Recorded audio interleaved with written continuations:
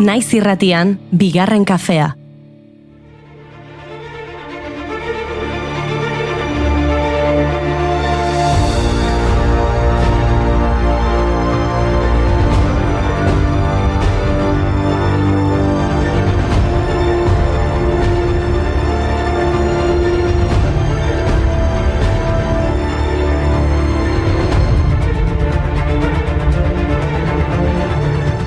Egunon eta ongi etorri bigarren kafera larumatean Realak Atletico Madrid menderatu zuen penaltietan. Gipuzkoa eta Euskal Herriko txoko askotan ospatu zen finala Euskal talde batek irabazi izana.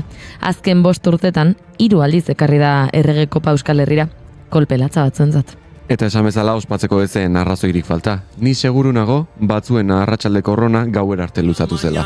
Café por la tarde ron, ya estamos en la calle, sal de tu balcón. Por la mañana café, por la tarde ron, ya estamos en la calle, sal de tu balcón.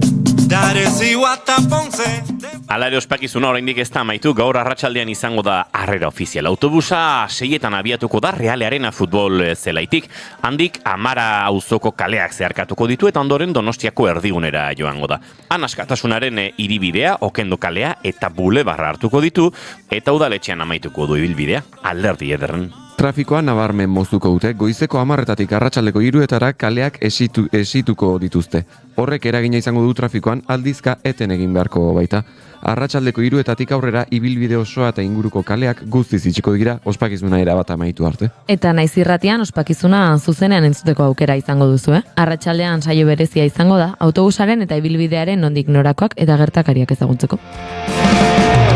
Gogoratzen dut, lehenengo aldia, baitaren eskutik, sartunik denean, bokata eskuan, ufandaren boan, hor baten ilusioa, aurpegiko irribarrean.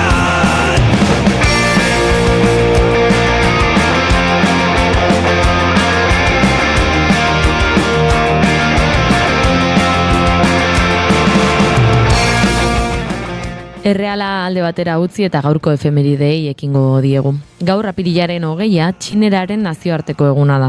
Nazio Batuen erakundeak erakundeko hizkuntza ofizial bakoitzaren aberastasun kultural eta historikoa aitortzeko helburuarekin ospakizun horiek egutegian txertatu zituen. Txineraren nazioarteko egun ospatzeko kaligrafia, txinatarreko tailerrak, arte martzialen erakustaldiak eta txinako musika tradizionalaren kontzertuak egiten dira Nazio Batuen erakundearen New Yorkeko egoitzan. Apirilaren 20 kanjie omentzeko aukeratu zen. Duela 5.000 urte inguru txinererako karaktereak sortu zituela uste da. Elezarrak dioenez, kanjiek 4 begi zituen eta txinatar karaktereak sortzerakoan jainkoek eta mamuek negar egin zuten. Baina ura erori beharrean artoaleak erori zen. Bitxia, benetan.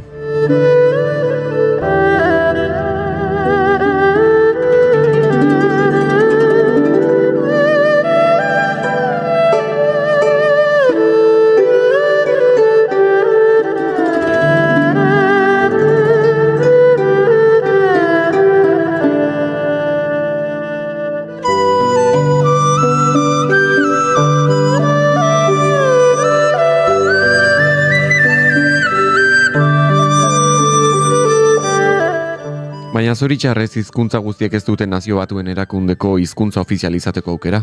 Batzuek zentsurak ere jasan dituzte.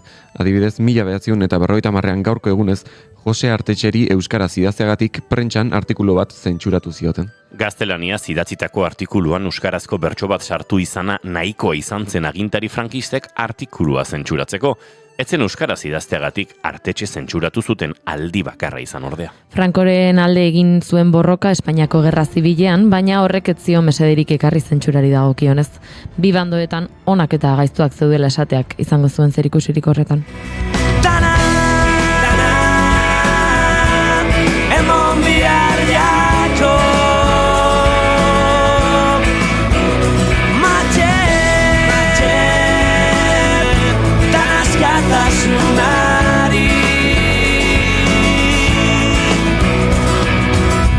Gazte horreik gorunztuaz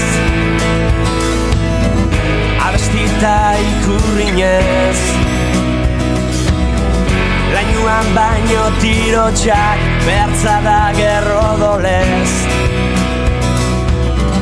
Ikabastua zuzio. Egun honetan gertatutako ezbeharrak ez dira gutxi izan. Horietatik aipagarriena Mexikoko golkoaren marea beltza da.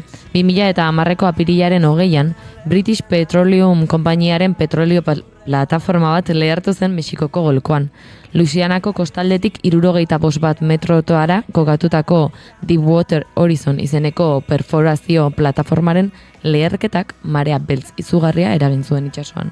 Golkoko uren 40%ak kutsatu zen guztira ia 5 milioi kupel isuri ziren itsasoan. Abuztuan 4.600 hildako animalia baino gehiago jaso zituzten, horien artean 4.000 gazti inguru, 525 dortoka eta 72 izurde.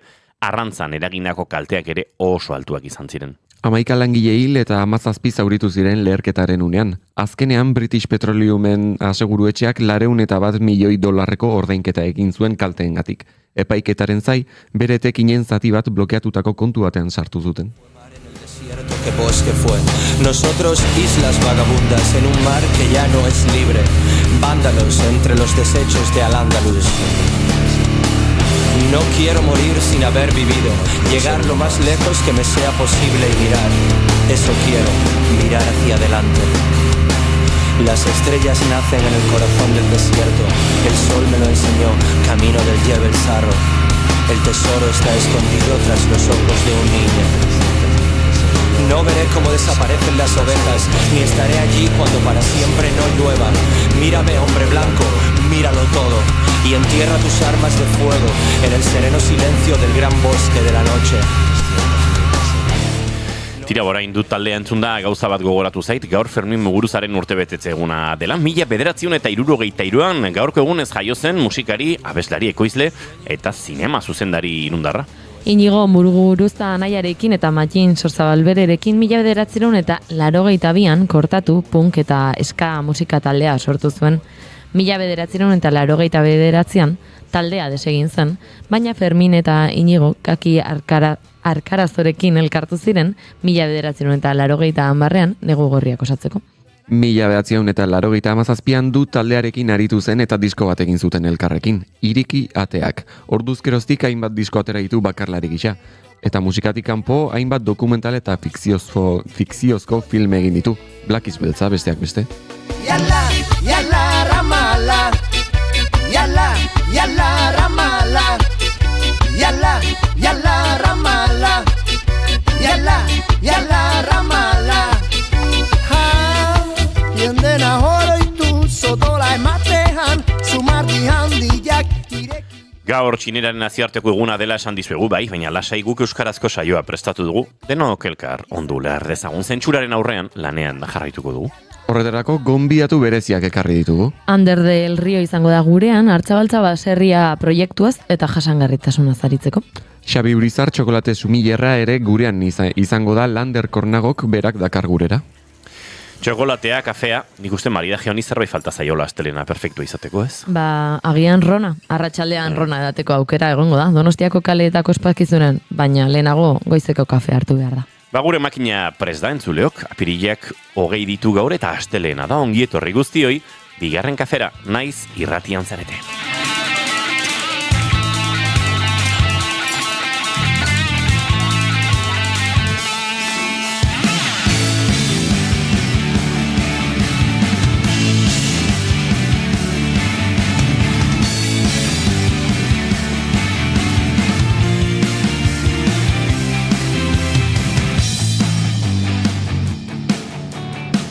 Zuekin entzuleok June Romate Tibarguren egunon. Egunon.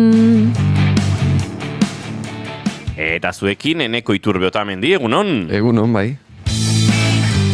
Zuekin konfiantza hondirik ezkenuen, berosorik iritsiko zenik, baina iritsi da Xabi Arrieta González egunon. Egunon. Eta gaurko alineazioaren boskote osatzeko Imanol González Gurrutxaga egunon. Kaixo, egunon. Bueno, bagaude denak, Hizketan ari zaizuena, Inigo Asensio Ulurbide gaur bigarren kafeak 1176 garrana du, bat 66, zenbaki polita. Apirilak 20 ditu, goizak 10 eta 17 minutu, eta hemen 5 hurrengo 2 orduetan, zuekin bat egiteko asmotan txata sutan daukagu, eta segituan egingo diogu kaso pixka bat, eta emango diogu maitasun pixka bat.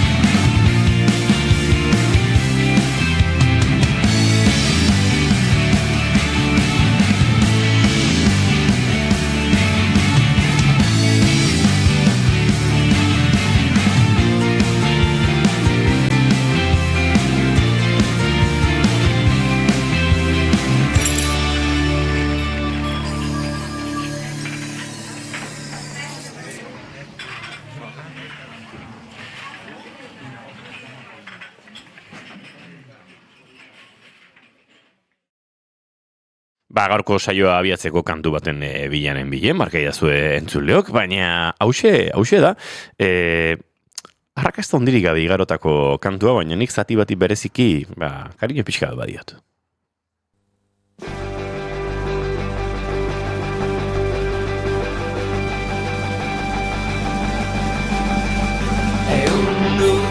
Zoparreala, beti reala bihotzean, urte zoparreala. Hortxe geratu zen kantua, hementxe Alex Ubago, Mikel Erentzun, Andoni Egaña, Inez Gose, Inez Osinaga, abizena dantzan geratu zait, orduan La Oreja de Van Gogh taleko abeslari zen Leire, Leire Martínez bera. Eta bere kondu zuten kantu hau, eta bada momentu bat, niretzat Egañaren momentu bat oso polita dena. Urte zauparreala, beti reala bihotzean, urte zauparreala, beti reala. Eta tira, Euskal Herriaren zatitxo bat behintzat realaren garaipen hau. Bida, enintzen gogatzen, Asier Gozatetik ere abestu zuen kantu honetan, hemen ari naiz ikusten gaztetxo daude, bai Inez, bai Ubago, bai 2009koa da, 7 urte igaro dira. Ia 20. Ia 20 urte, eta bai, nabaritzen da aldea, haizue.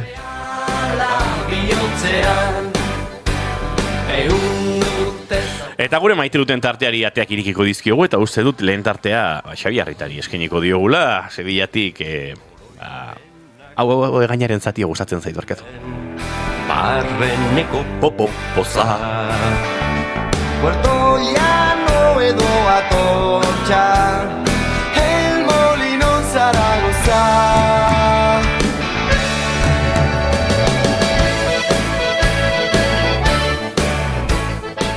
Tira, Xabi, bota zure maite duta. Nire maite duta, hemendik aurrera bizitza maite dudala. Simplea. Ja, beste perspektiba daukat bizitzarena, eta zerbait oso txarra pasa behar du ikuspuntu hori aldatzeko. Jauen la leche. Emaio zu belarrondoko bat, zuk june? Ni ez naiz eta iristen. 2026 esate dute dela Alienen urtea. Orduan, hori igual hobetu dezake edo kertu, segun. Etortzeko. Igual aterkionekin iritsiko naiz. Jauen la leche. Bizitza polita dela, belarrondoko hauke. Erromantiko bat. Erromantiko bat, bai. Erromantizismoago futbol talde txikien zalen atzean ere, hori ere aitortu beharra daukagu, hemen badagoela, garaipen txiki bat, eta badudela gauza asko, realaren garaipen horretan, asko oroitu ziren Aitor Zabaleta, Fronte Atletikoko kideek erailtzuten, asko entzun dut hile egintzela, hemen ere pixkate genero indarkeriarekin bezala, hainbat edabidek nolabaiteko hizkuntza autu kurioso xamarra egiten dute, Aitor Zabaleta etzen hil egin zuten, Kabakaz etzen hil egin zuten, ertzainak hil zuen kasu honetan, eta uste dut, bai, sentimendu asko pilatu direla hor, eta gero, egon dela ez, Realak kopa final bat irabazi, baina publikorik gabeko giro harretan, post-pandemia giro harretan, o pandemia oste giro hartan, ospakizunak ere hotz eta dena geratu zela pixkatorre, ez dakit, garaipena lortu izan ez balitz bezala, final euskalduna izan zen gainera, Atletiken aurkakoa, errege kopa bezalako lehiaketa batean, ez da, Borboien kopan euskal taldeak, amorru ikaragarria dago, Espainiako hainbat edadietan, Espainiako himnoari txistu egin zitzaiolako, hau ez da berria, eta, horrelako kontuak, belaunaldi asko kelkar egin zuten, momentu politak egon dira, Zaragozan Realaren kopa ura, 86an, 87an, 6 denboraldia, baina igual 7an da. 86 gaude, 87. 87an, bai. Bertan egon ziren batzuk, asteburu honetan euren bilobekin, ez dira seme-alabekin, baizik eta bilobekin, final hori ospatzeko aukera izan dutelako. Nik ulertzen dute, baduela gauz asko horre politak, gaur aritu naiz junerekin hortaz izketan ez, gara bereziki futbol zaleak. Jendeak oraindik pixkate harridura giroan hartzen du, niri jende asko galdetu, eta etzua Sevillara, eta, Sevillara beste eginkizun batzuk nituelako, eta, futbola pixkat baztertu dalako nire bizitzatik, eta jarraitzen dute futbola zertxo bait, inguruan baditu dalako FIFA mordoa, baina besterik gabe bizi dut, eta ni ere poste naiz, eta gaur horrela badagoki ospakizun giroan ere murgilduko naizen. Niri txokolatea eta kafea ematen badiazue, arron pixkat ere gustora hartzen dut. Xabi, partida ostean jendea txikituta zegoela entzun dut. Lagun desente nituena, eta parranda egiteko ere, bestalde zelaia pikutan zegoela, tokitan zegoela, eta handik itzulera egin, eta logistikoki, bueno, nahiko partida aurre oso ederra izan zenutela, baina garaipena ospatu, oso barrutik ospatu zutela askok, ez? Bai, egia esan goizetik ja autobus pila bat zoden Seviako parkinak beteta autokaravana pila bate bai, eta egunan zehar bai notatu zen Realeko afizio guztia hor Giralda inguruan kaleak beteta edukitzen, eta gero bai estadioa jotakoan bai egin genuen ibilaldi luze bat, hor zelai belar tartetan dago, hirigunetik oso urruti, eta behin partioa bukatuta protokolo guztia itxaron beharra, kasuetan alde onerako, eta autobusera edo fanzonera bueltatzeko asmoa genunak, txikituta iritsi ginen, berez fanzona eta horrelakoak irikita egon ziren, ezen ala izan, eta diskotekako sarrera ez genuenok, respetu edo beldur pixka genukan hor kalean bakarri gelditzeko, eta etxera buelta egin beharra izan genuen. Eta tira, Goiuri Ezeizaren audioa, ez? Mezua iritsi zaigu bizirik nago kobertura nahikorik ez argazkiak eta bidaltzeko, baina ondo, Sahara refuxiatu kanpalekuetan da Goiuri, ez dakite Auser eta Esmara artean ibiltzekoa zen, gerora beste kanpalekuetarera kaso mugituko dira, badakizu Daklako kanpalekua desertuan barrenen kokatuta dagoena, Tindufetik urrunen dagoen kanpaleku horrek uoldeak bereziki pairatu zituela duela aste batzuk, eta asko izango da bertan ikusi eta egiteko, eta mendik muixu bat Goiuri Ezeiza Arandiari, goza dezan, lehenengo kanpalekutako bisita hori beti da berezia, gero askotan itzuli nahi izaten dugu, baina lehenengoak badu zerbait.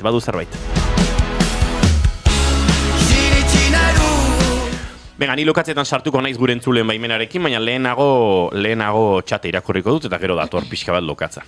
Sentitzen dut, gure lagun diren, enbat euskal taldeen inguruan kritika egin behar izatea, baina, ez gara etorri bizitzara isil-isilik egoteko ere. Egunon, Giputxiz diote hemendik, Gorka, berzu ere Giputxia zara, zer modu zaudete, egunon gaztiak, hemen ere TFI da izeneko norbaitek idatzi digu, Twitchetik, bihotz bat, baina ez dakit norden indiokarrak dio, juliganismoa, ze pereza, bitu, nere maite dut, eza, juliganismoa. Ez juliganismoa ez dugu maite, baina hor mugan ibiliko zen zale asko asteburu honetan, eta bai, ni postu naiz errealagatik dio Gorkak, baina zelako mugimendua sortu den jendea junda, prezio gora, eta ez dut ulertzen zergatik alkateak jundira. Ze babesten dute olako ekintza gizonkeriz beterikoak edo, non arrazismoa eta homofobia eta dagoen futbolean. Gorka hortxe zura osnarketa. Ni lokatz horretan naiz gaur sartuko, beste batean nahi baduze bai. Guztiz ados dio indiokerrek, Gorka, guztiz ados. Zeta bat falta zen eta nik kortozirkuito egin dut, barka idazue. Txalo bero bat, mesedez, txalo bero bat nahi duzue? Bai, honeski, Gorka Santesteban itxalo egitea, beti ondo iruditzen zaigu. Nire maite duta da, kazetari kirolekok zeona Maitane Urbieta eta aurrekoan itzulian Arritxu Iribar kazetari kirolekoak eta emakumezkoekin bereziki ari zara azpimarra egiten, ez da Gorka? Zorionak zuei ere, Maitane Urbieta bada ez, harribitxi horietako bat, oso gizonezko mundu batean, euskarazko kirol kontakizunak egiten dituena, eta lehengoan Realak finala irabazi eta erabat unkituta, ezin ahotsa aterata ikusi genuena, eta hemendik musu bat, ospakizun horretan ere hariko delako Maitane Urbieta, eta Arritxu Iribarri ere musuak bidali genizkien, Euskadi Irratiko kazetariak dira, baina kideak esango nuke, lagunak, bide lagun izan ditugunak eta asko maite ditugunak gainera. Nik ez dut pasa oso ondo asteburuan, baina beti kultura zinguratuta hobeto. Xabi, egunon diote mendik, ima, grabatu dezu bideoa? Ez, guandik ez da demora aukeki. Gorkak eskatu bideo bat grabatzeko, eta... Gorka gure txatean bere gauza propiak... Asetzen Bai, ezta? ibiltzen da batzuetan. Bai, Javi jaja zelako kanta egie, garaipen handia herri txikientzat.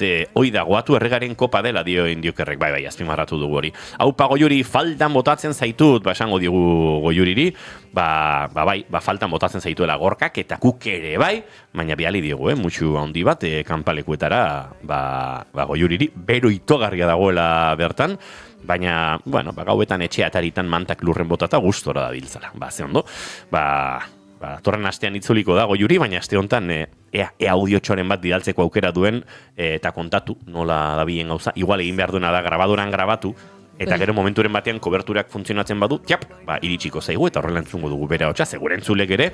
Faltan botako zaituzte, Goiuri!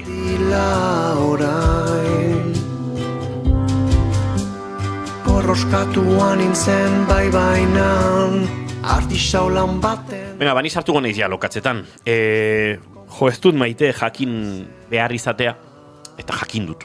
Ze igual jakin izan ez banuen intzateken pentsatzen jarriko, enuken hausnarketa hau egingo, Sevillako Realaren fantzonean hainbat euskal talde jozutela. Aurretik doa, uste dut denak lagunak sentitzen ditu dala, edo behintzat denetan dauzkadala lagunak sentitzen ditudan kideak.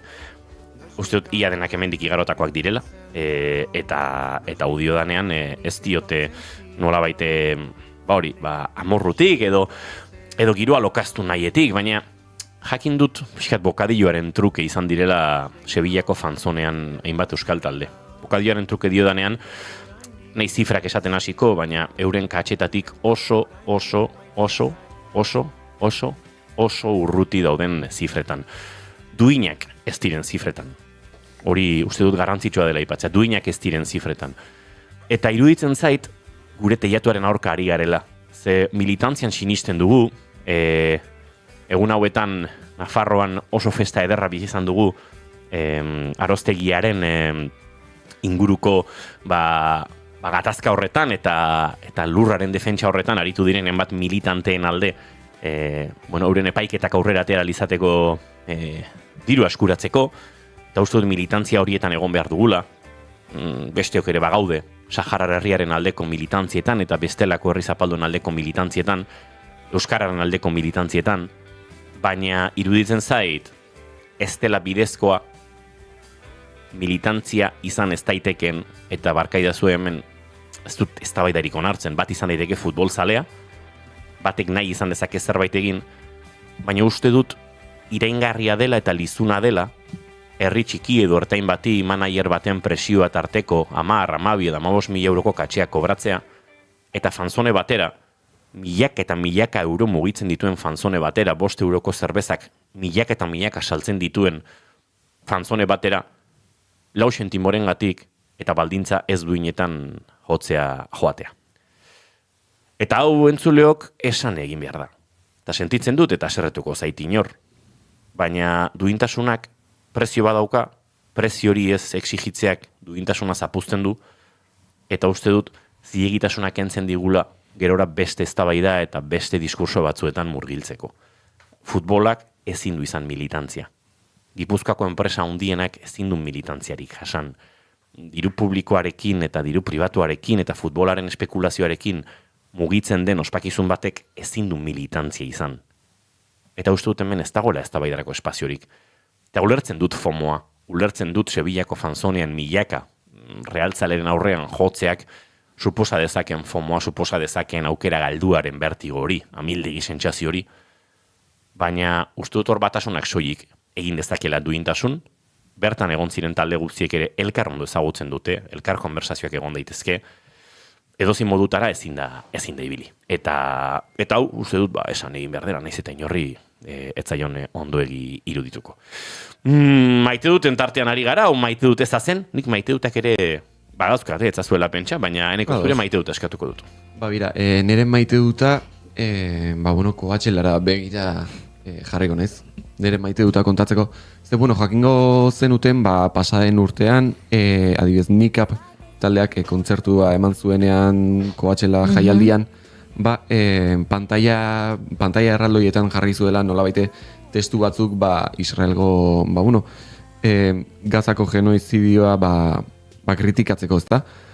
Eta, bueno, pantalla horiengatik egon zen gero iskanbila handi bat, juiziotara joan behar, epaiketatara joan ziren azkenean taldekideak, eta, bueno, hor, egon zen liskar nahiko handia, eta, bueno, olako egoera bat gertatzen denean imaginatu dezakezu, ezta? Bueno, hemendik aurrera ja talde handiak edo musikari handiak ez dute lehenengo pauso hori emango, ez dakit, egoera bat kritikatzeko, ezta? Bira, kasualidadea izan da, asteburuenetan, baita Coachelan, The Strokes taldeak, bere azken abestian, gainera askotan abeste ez duen abesti bat, estribilloan esaten du What Side Are You On, eta, kasualidadea izan da, What Side Are You On hori kantatzen ari ziren bitartean, pantaietan agertu zirela, Irango eta Palestinako irudiak, eta gero baita, estatu batuetako arrazakeria kritikatzen zuten beste irudi asko agertu ziren, eta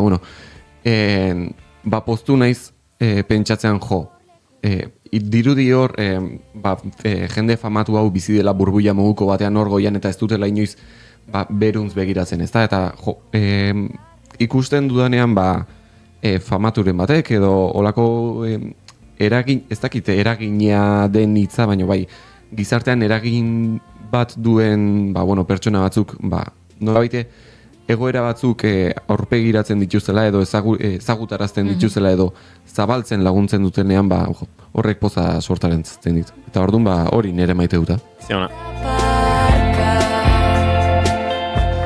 Gauzat gehitu nahi dulen aipatu dudan horri, Sevillako fanzonean gertatu zen hau. Donostiako fanzoneetan baldintza ekonomikoak bestelakoak izan ziren eta errespetatu ziren katxeak eta duintasun ekonomikoak behintzate, baina Sevillakoan ez.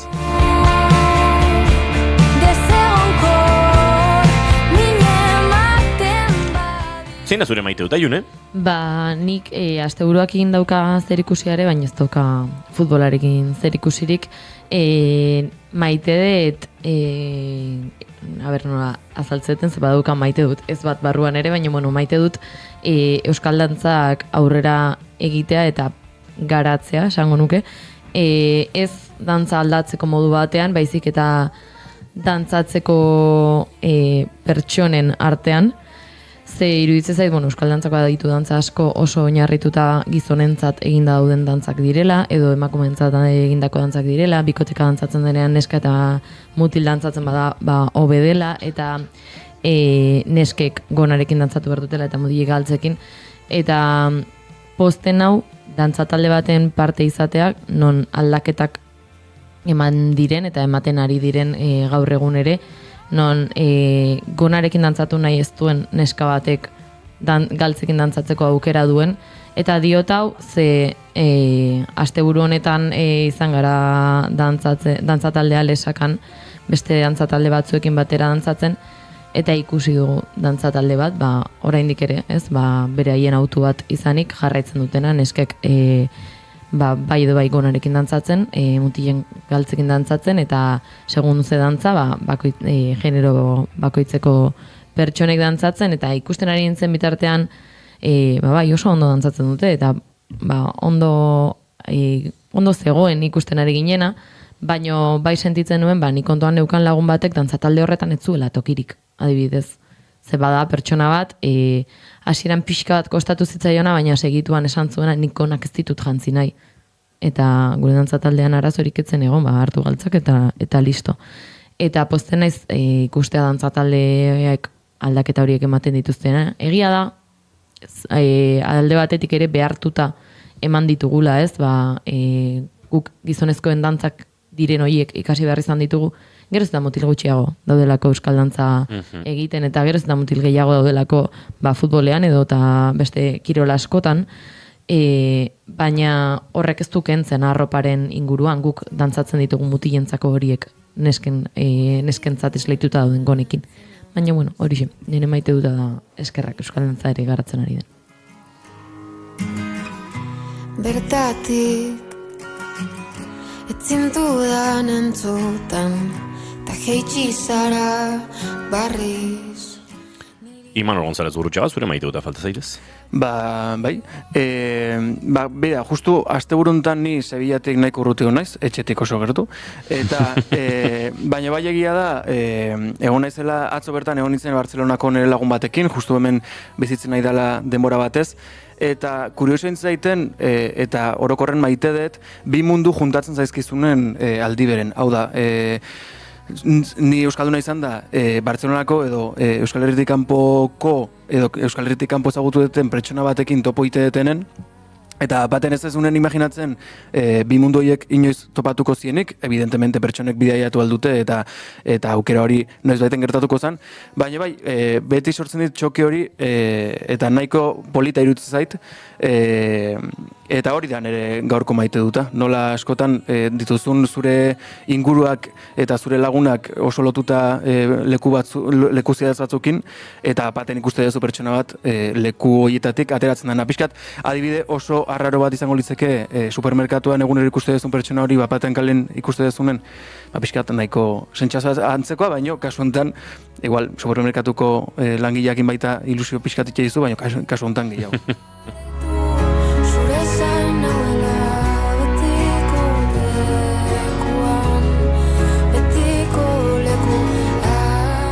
Entzuleo, goizeko 10:39 minutu ditugun honetan, gure txatean ez dago mezu berririk, ez dago maite dut berririk, eta gu gainera abiatu behar dugu gaurko puri-purian tartea. Hainbat gomendio dazkago zuentzat, baina bitartean Marenen zure zain entzuten ari gara, eta Maren abeslaria, gurean izango da asteazken honetan gure elkarrizketa akustikoetan. Lasai zauzela uste dut, badazpada hueltatzen bazara, zure zapatak prest dagoz, zure zain, taize bolada indaretzuek jadan auta ikaratzen, zeu zarela sentitzen dut, etzera zaretu nahian entzuneari izkatan, ez dut aukera ugaldu nahi, ez dut aukera ugaldu nahi.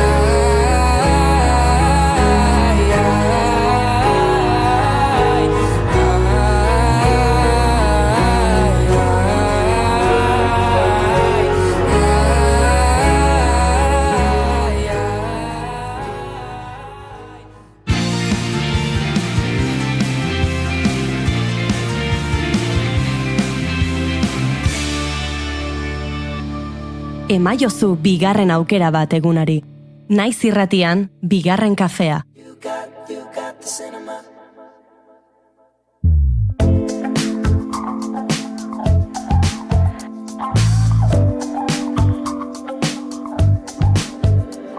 It's you, and I'm not getting over it. Darling, is it cool? 20 minutu guardiko 11:00 eta guk esan da bezala, puri-purian tartea egin behar dugu zuekin, gaur gure gonbidatuak gerosiago heltzen joango zaizkigu, eta, ohiko astelenetako, emisi ordena edo gure gaien ordena aldatzea erabaki dugu, proposamenak lehen zuekin elkar banatzeko, eta proposamenen artean, lehenengoa, Imanol González Gurrutxagari eskatuko diot, ze badakit gero nire proposamenan ere pixka bat nabardurak edo eztabaidarako espazio izango dugula, eta Imanol, zein da zure proposamena? Ni gaur kontan ekarri zuet Berlin telesaiaren bigarren denboraldia. Estenatuko dela oso laizter, maiatzean bertan, eta ikusi ahal izango dugu, beti bezala, maiatzak 15 Netflixen. Eta guandik estrenatu gabeko denboraldi bat da, baino pixkat aurreko asten ekarri nizuen hausnarketa bat ekarri nizuen bezalaxe, gaurre bai nahiko nuke pixkat ez zainbeste trailerrai buruz hitzein, ez ikuspuntu komertzial ikuspuntu hortatik, baino bai nola telesail batek beti dauken aukera aldatzeko eta pixkat aukera berriak bilatzeko beti bezala, baino ingurua begiratu, zaleen iritziak irakurri, eta horren arabera denboraldi berriak aldatu edo berdin mantendu.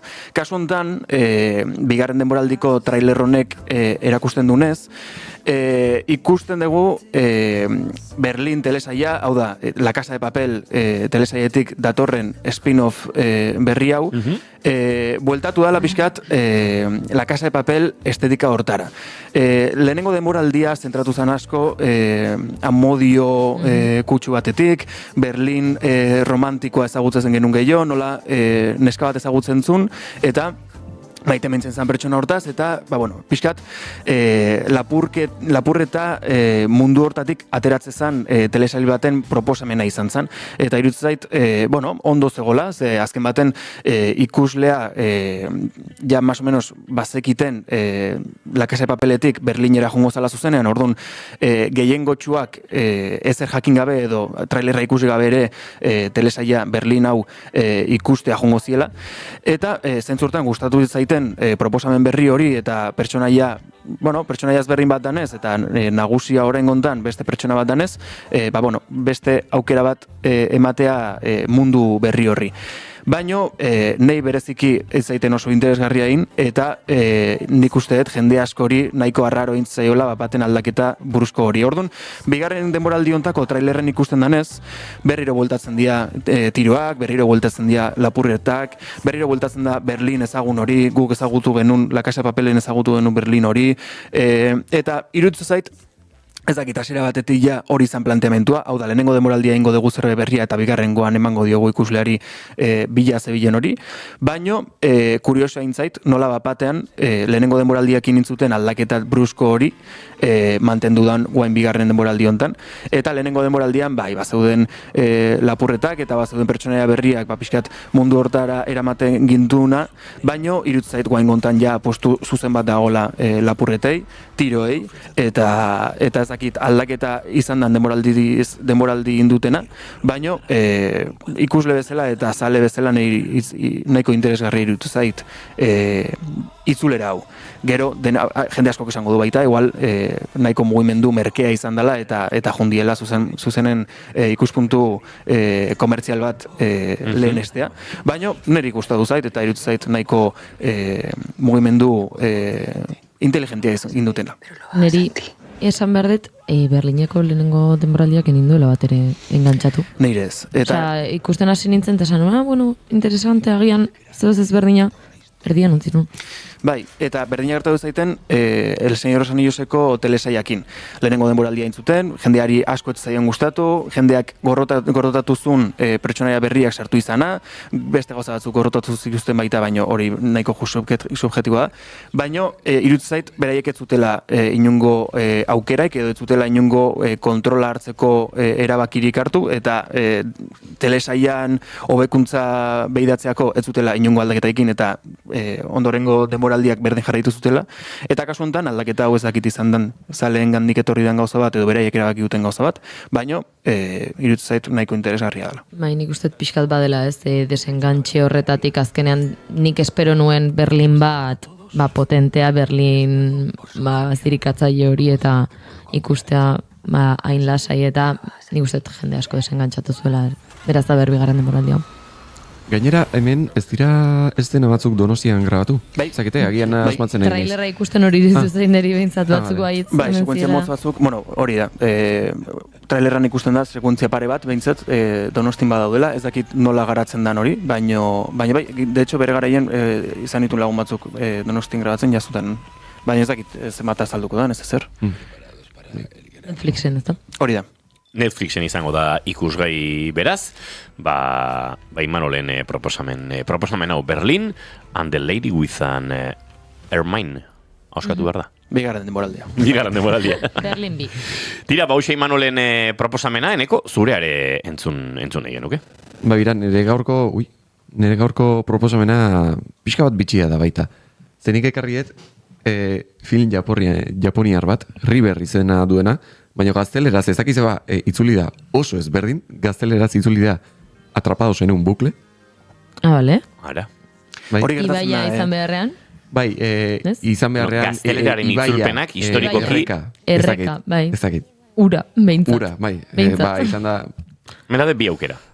Jatorrizko hizkuntzako esanaia izatea zerbait gertuago atrapado zenun bukle delako hortatik, nolabait, irtera gabeko zirkulo batean lotuta edo ez dakit nola itzuliko genuken, edo jatorrizko izena izatea ibaia edo erreka ez, apostu egingo genuke bigarren aukera honengatik, ze Espainiar, pelikulen Espainerarako edo gaztelerarako itzulerak beti izan dira bastante xelebereak. Beti hori da.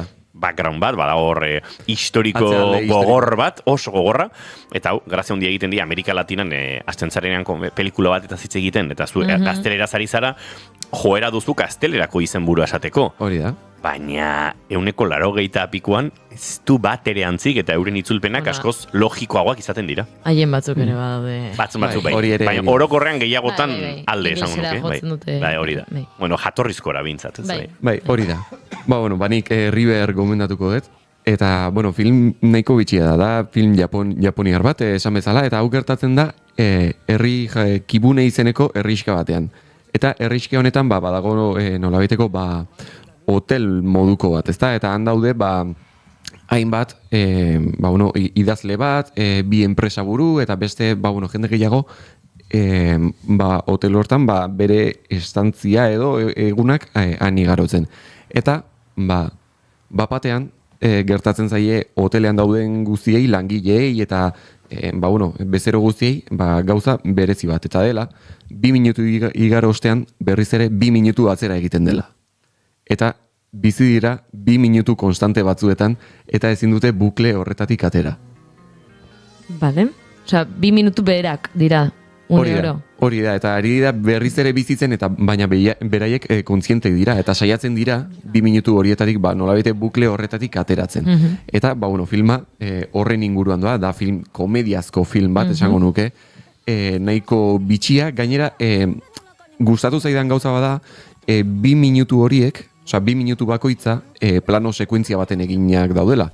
Beraz, 2 minutu horiek jarraian ikus daitezke, nolabait, nik esango nuke eskuarekin grabatu dutela gainera, ze batzuetan nabaritzen da dardara edo pixkat The Office estilora grabatuta esango nuke, eta pelikula bitxia, nire atentzia dituzian egia esan sinopsionek, eta benetan gomendatzeko modukoa, Eta Prime Video dago. Bale.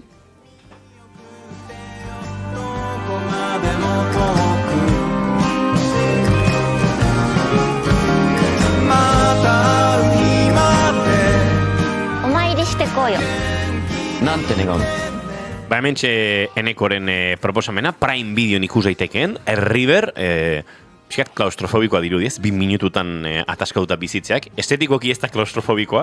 Eta gaina nahiko komedia da, nik esan nuke komedia dela gehien bat. Hauxe Enekoren proposamena, River eta Imanolena ere entzun nahiko nuke. Imanol, azurea egin duzu barkatu, junena falta barkatu.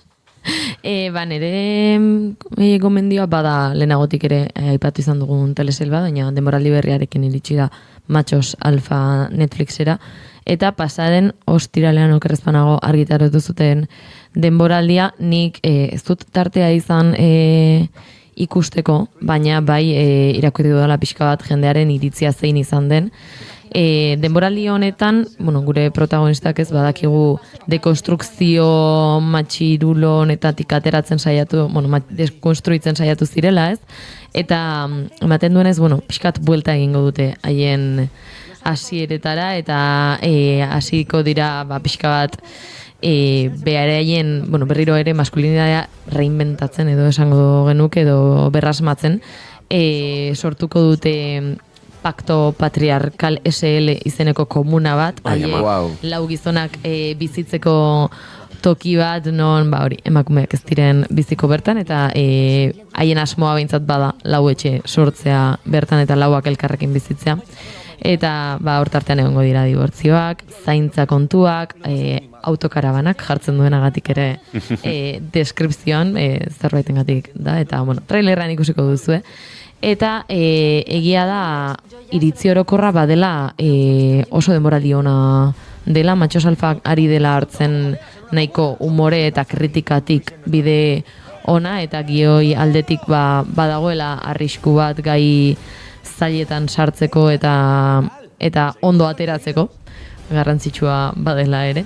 Eta hori, jendearen eta ikusleen iritzia izaten ari da, 5. denboraldia oso ondo joan dela, batzuek asteburuan bertan ikusi dute goitik bera, azkenean denboraldiak uste dut 6 kapitulo ez dakit dituen 6 edo 8, eta ordu erdiko kapituloak dira, beraz azkar ikusten den zerbait da, eta baten batek edo esaten du hemen gustatuko litzaiokeela 6. denboraldi bat konfirmatzea, beraz jendea gogotsu eta gustora ari da ikusten, eta horixe da nire gomendioa Netflixen dagoen Machos Alfaren 5. denboraldia. Machos Alfaren 5. denboraldia gomendatu du Junek, eta ikusten dugunean denok ere, egingo dugu pixkat genero ikuspegiaren analisi hori.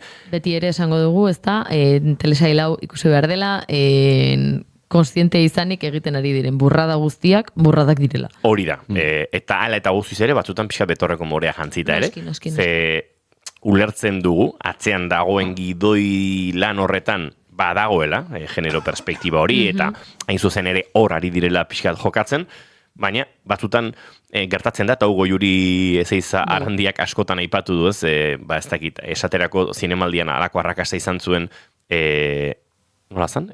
Los domingos. Ez, el jefe ez, baino, el patrón. El patrón pelikularekin, bazuela jarrera asko, nahiko kaspositoak, nahiko heteronormatibo jebiak, eta jendeak parra egiten zuela, eta berak esaten zian, hori da, uste dut hemen barrea, eta gero baiestatzen duzu hori ikusten da, ez, pixkanaka antzematen duzu, barre hori ez dela, ze kritika ona egiten ari den patriarkatuari, baizik eta zu identifikatzen ari zarela, sentsazio hoiekin eta jarrera hoiekin, ez? Eta horregatik hor... Nik uste dut telesaio honekin berdina dela. Identifikatuta sentitzen ari bazara, eman buelta bat zeagian, ez zenuke ala sentitu beharko, edo ez lizuke grazia egin beharko identifikatuta sentitzea. Hori da, badago hor espazio bat norbera ausnarketarako, eta badago uste dut genero kontuetan akaso hain ibilia ez dagoen zenbait gizonentzako, eta aukera bat, nolabait lehenengo pausoiek emateko hainbat gaiekin, baina pixkat kontuz. Ez dakit... Teoria asko espalin badaukezu eskuartean, igual ikusi baduen norbait ondoan duzuela, betorreko more horiek jantzite izango dituen norbaitek pixkat lagun diezazuen hemen gida egiten. 5 minutu eguerdiko 11:00 eta nik azken proposamen bat ere badaukat, eta pelikula hau gainera aurtengo zinemaldian ikusteko aukera izan nuen, Le Étranger edo El Extraño, horrela itzuli izan da, El Extranjero barkatu. Ez dut itzulpenen batean El Extraño ikusi dudala, baina tira, filminera ere El Extranjero... Latinoamerikan? Igual, ez dakit. El Extranjero bezala iritsi da filminera, eta baita hegoaldeko Espainiar estatuko zinemetara ere. François Ozonen drama bada, eta hemen Albert Camiren lanean, El Extranjero lan horretan oinarrituta dago. Argelen 1928an kokatzen da historioa, eta bertan Merceau izeneko gizon bat, Benjamin Boisson da aktorea, ikaragarrezko lana egiten duena, uste dut hemen Imanol da Biok ados gaudela, ez aktoretza lanak onak direla. Hau diot, ze Imanoli guzti zezio gomentzitu.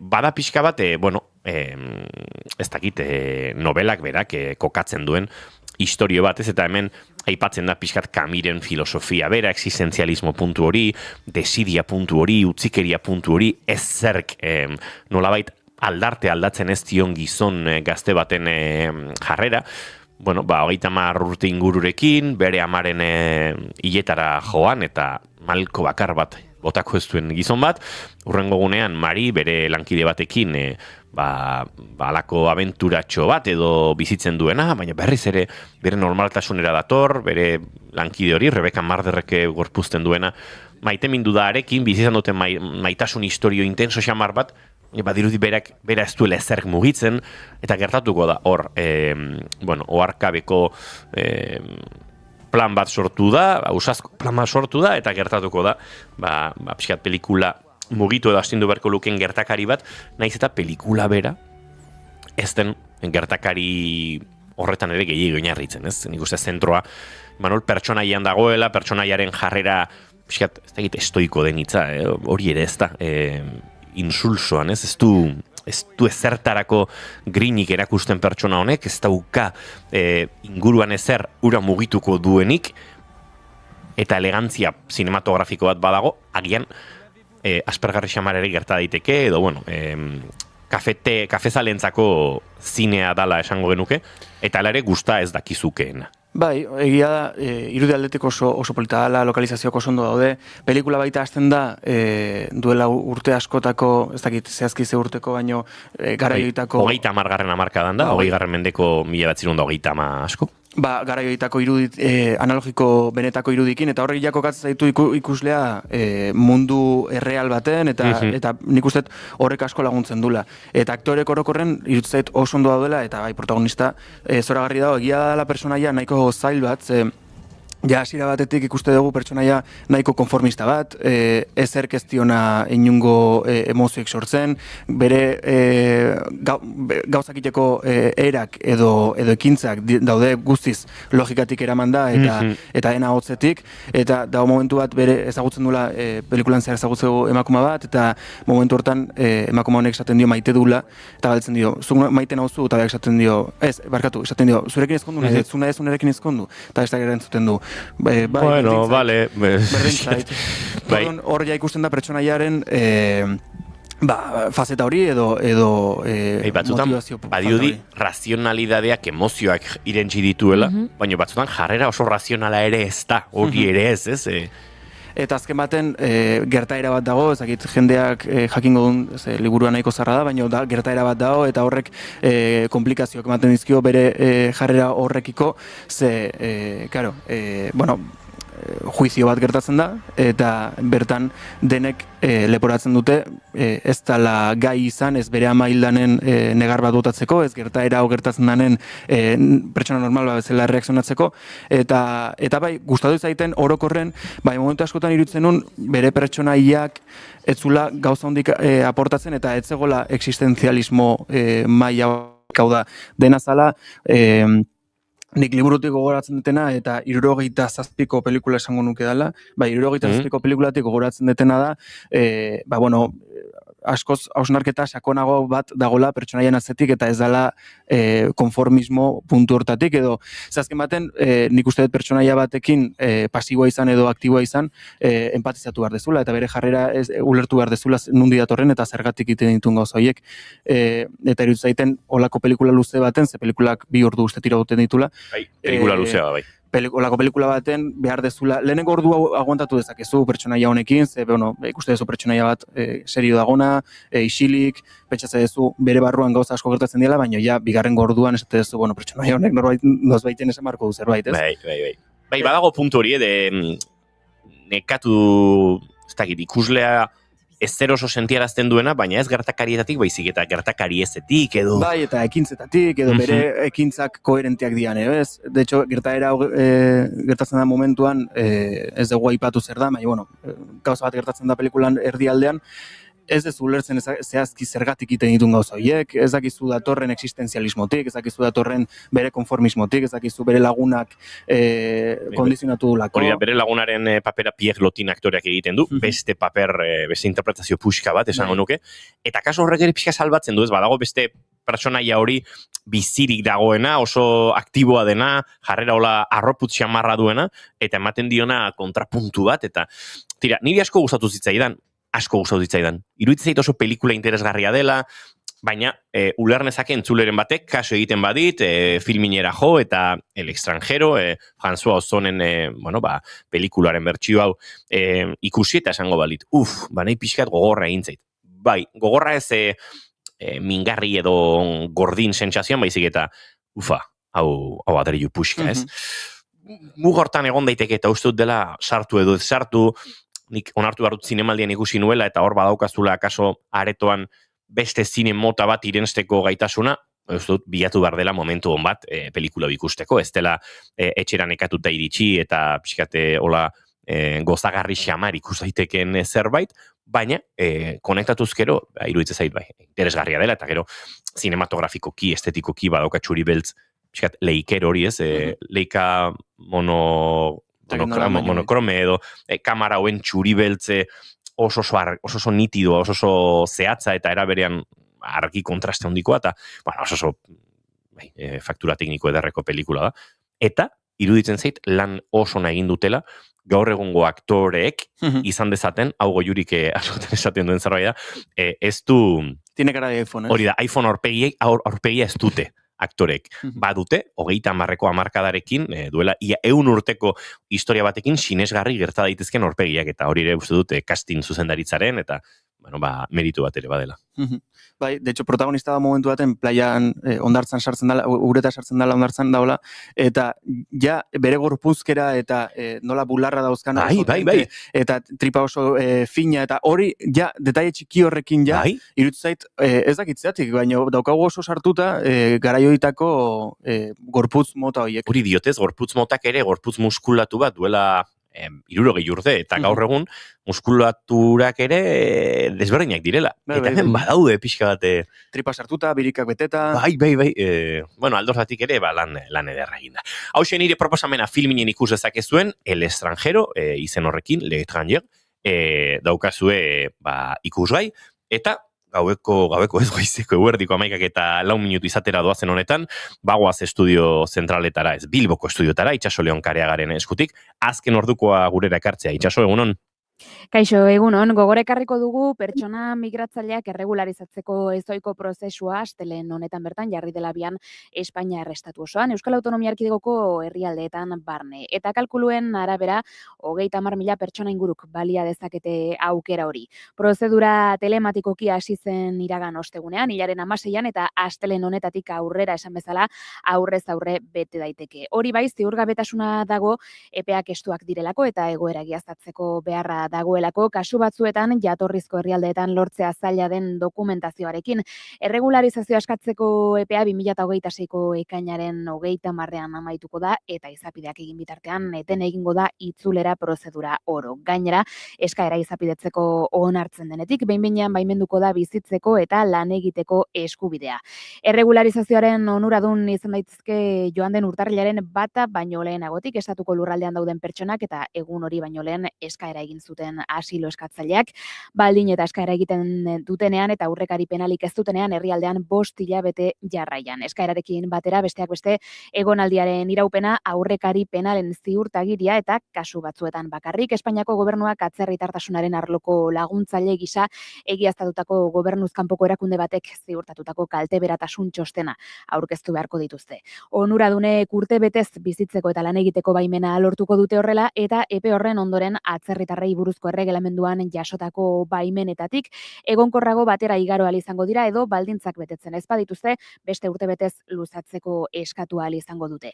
Horixe oraingo zaipatuko duguna eta bestalde informazio praktikoan azkar esango dugu ere arreta eskatu duela trafiko zuzendaritzak errepideetan A15ko 151 kilometroan Berastegiko lotunea itxita baitago Donostiako noranzkoan bidelanak direlata. Eta esan bezala horrexekin geratuko gara, ordubete berrituko dugu informazioa. Eskerrik asko Itxaso Leon, aurrera egingo dugu, eta informazio praktiko horri akaso gehigarri, lehen ere aipatu dizuegu, gaur saio berezi egingo dugu etxe honetan, Realaren kopa txapelketaren ospakizunak eta bestelakoak kontatzeko, baina horrek Donostiako hirian, eta egun guztian zehar gainera, hainbat kaleen eteteak eragingo ditu, trafiko mozketak, autobusa igarotzen den momentuan ere, ilarak eta bestelakoak, beraz, gaur Donostiara ospakizun girora bazoazte ondo, bestela, neurtu nun aparkatu eta nola mugitu, kaleak ibilgailuz igarotzeko nahiko korapilatsu egongo direlako. Goizeko 11 eta 6 minutu, ia 7 minutu dagoeneko, bagoaz aurrera.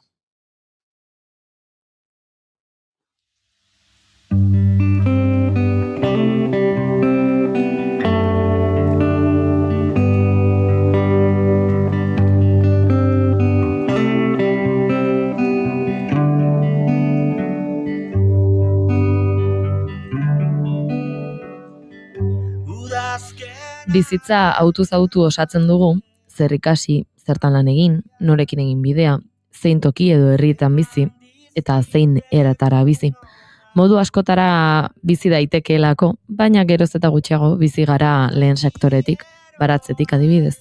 Bada auto hori egin zuten Mikel del Riok eta Sofi Eliesenek Hartzabal baserrian bizi eta lan egitea.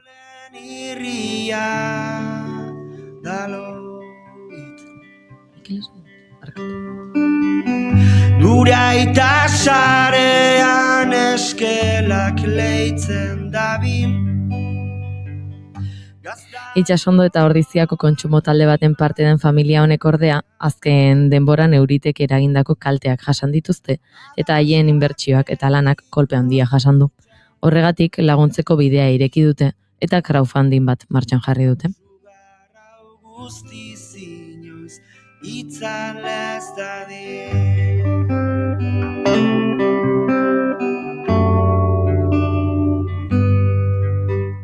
Jasangarritasunaren bidea aukeratu zuen familia honen bidea eta lana ezagutzeko asmoz eta behar duten laguntzaren inguruan hitz egiteko gurean da Ander del Rio Zubeldia. Egunon eta ongi etorri eta barkatu hasieran Mikel ditu dizut.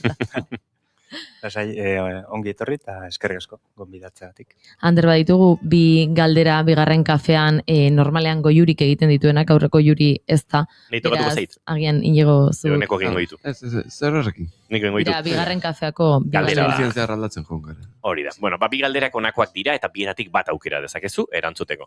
Lehenengoa motza eta erresa, enik buelta emango dizkiet. Nola visualizatzen duzun zure hileta, zure funerala. Nola imaginatu, nola nahiko zenuken zure funerala. Bigarren galdera berriz, pixkat luzeagoa eta konplexuagoa izan daiteke, baina nahiko erresa ere bai.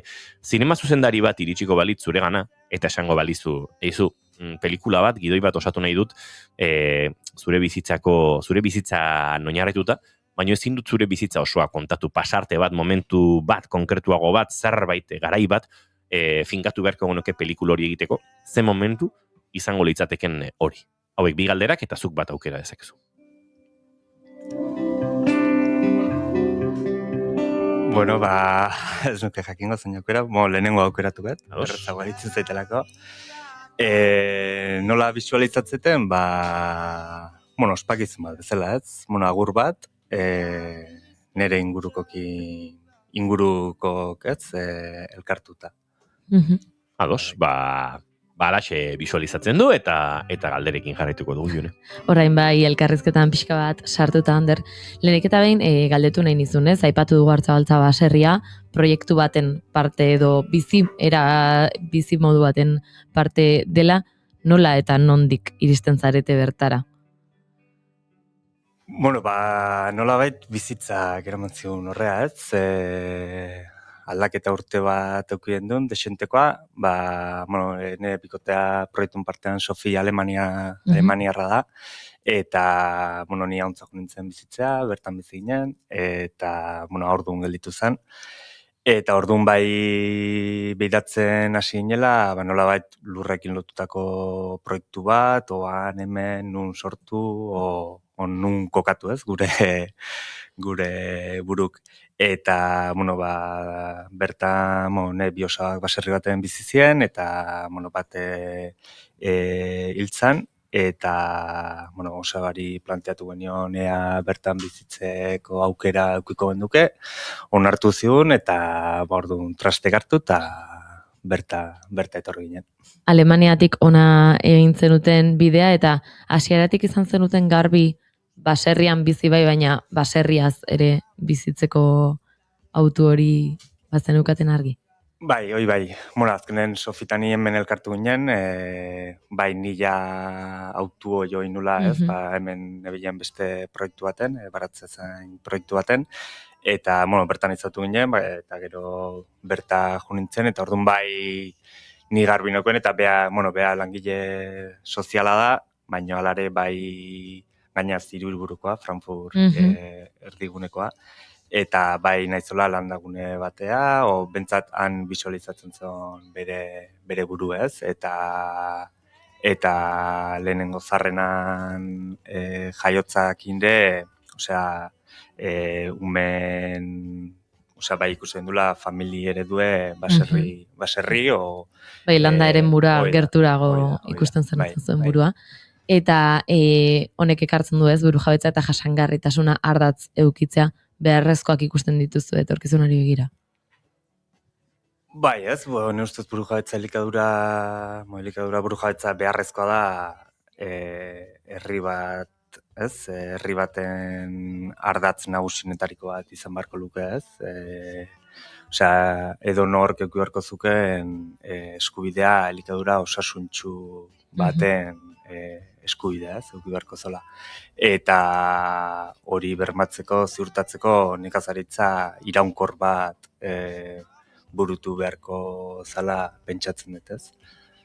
Bideo horretatik esan dugu, aipatu dugu baratza baduzuela ardatz nagusia ez da, baina zertan datza proiektuak berak zer eskaintzen duzue, okindegia ere bada hortartean. Hoi da, azkenen, baserri aukera eukien dunez, eta bertan planteatuna, baserrik ze aukerak emango zizkigunez. Bai, aldapa malda desenteko lursaiek eta dauzkula, orduan, baratza pixkan mugatuta daukau, ez? Orduan, baratzaz aparte, ez? Baserri dibertsifikatzea pentsatu duen, eta aukeratako bat ogintza zen, ez? Beti gustatu zaikulak ore bai fermentazio luzeko ogie, sofire bai kultura alemana, ez?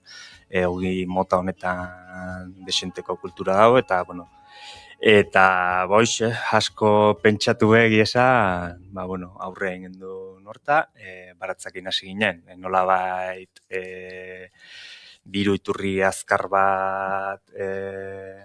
bat zalako, eta gero, okindegian kokatu pentsatzen, ze baserrin bertan kanpoko eraikin bat eraiki hortako, eta hortan jarri ginen eta eraikitzen.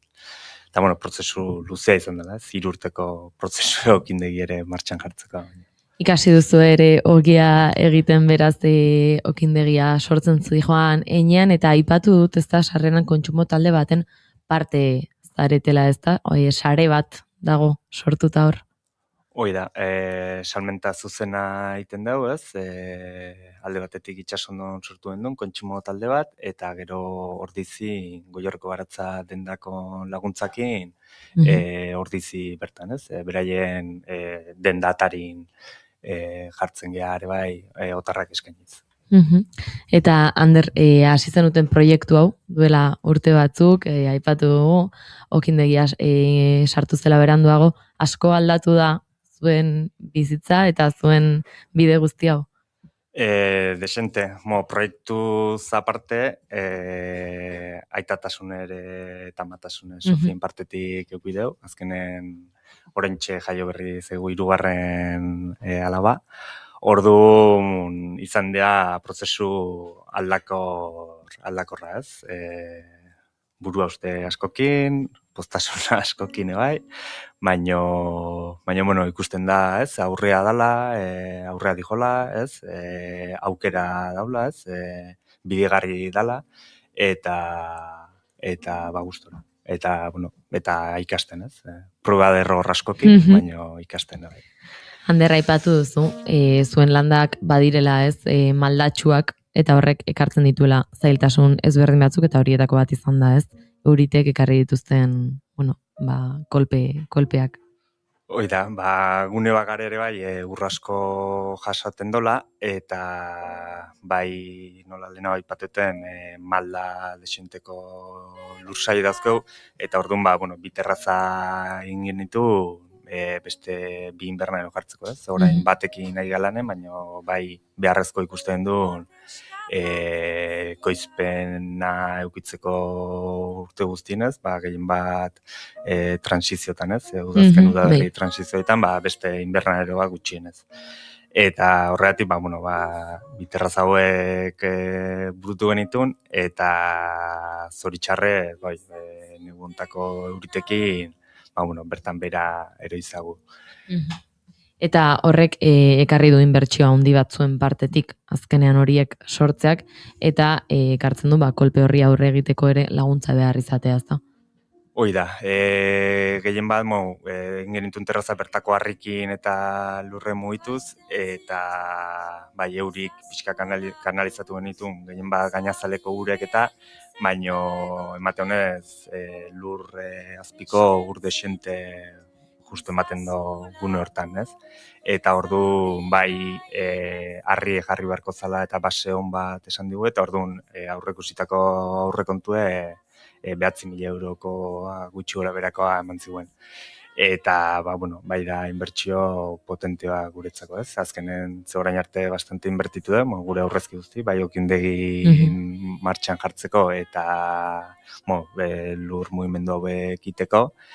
Eta orduan horrexegatik, ez? Sofiri bururatu zitzaio, martxan jartzea crowdfunding kanpaina, ez? Azkenen jenden borondaten pentsatu duzu. Aipatu duzun crowdfunding honetan laguntza emateko zein bide, nondik egin beharko luke entzuleak bere bidea edo aportazio hori? Bai, Sofi kontrolatzen dago gaia gehien bat, ni baino. Sortu dau pagina bat. GoFundMe. Itzena azten dutela. Eta, azkenen zabaldu deu lotura honena, eta, da sartzea, bertan azaltzen da deskribapena gertakarina, argazki batzuk eta, pixka gure proiektu hola azalen azaltzen deure bai, eta bertan aukera ematen do, bakoitzak nahi dona donatzeko, eta gero ere bai, jendeek bai zabaldu ezkeo, eskertuko genuke ez, azkenean. Ander, honez suposatzen dute ere zuen bezeroekin ere arituko zaretela eta zein da jasotzen duzuen haien iritzi edo haien babes hori, nolako ari da izaten? Azkenen ez, pixka gure komunidade txikie sortu dugu ez, gure ingurun. Eta beti, babes ona ez, azkenen, ikusten dute, azkenen nola erlazio zuzena beraikiko, ikusten dute nola gabiltzen ez. Eta, eskerrona, eta beti eskertzeko, laguntzeko prest, eta eskertzen dugu beraien jarrera esan. Bilatu nahi duenarentzat azalduko dizuegu GoFundMe bilatuta Hartzabaltza Hartzabaltza baserria crowdfunding jarrita segituan topatzen duzuela, baina bestela GoFundMe, fan FUND idatzita, GoFundMe, jarrita ere baina horrexena bilaketa motorrari lan hori eskatzea da eta jartzea bertan Hartzabaltza baserria crowdfunding eta listo. Bieratara azkar aurkitzen den Instagram hori da, hor lotura zuzena duzu, hori Instagram bitartez ere egin dezakezu. Suposatzen dut laguntzeko beste era bat ere izan daitekela, ez da bezero izatea edo bezero berri moduan aurkeztea. Beti dareatek irikita ez, bezero berri batei. Baratza nolabait pixkaia pertsonako purue nolabait lotuta dauketela, baino beti dare azkenen bajak, berrik, ordu, beti da aukera hori. Ander, bukatzeko galdetu nahiko nizukela aipatu duzu, 3 seme-alaba dituzuela orain txikienarekin, txikiak baratzeetik gertu bizitzeak ere emango du postasun eta haientzat ere irakaspena izango da, ezta? Bai, esan lurrakin lotura hori eukitze, bere aberastasuna eukea, eta negu egiten da pixka luzea, baina gero jau da berriinak alea eta hor pixka askatzitu zuen, postasun hori nabaritzen da, esan. Ander, mila eskerra guztia kontatzeagatik berriro erentzulei deialdia luzatzen diegu, dela laguntzeko edo eta behintzat zabalpena ere emateko honi guztiari eta eskerrik asko, Ander. Eskerrik asko zuei, eta gure proiektu txiki hautsa emateatik.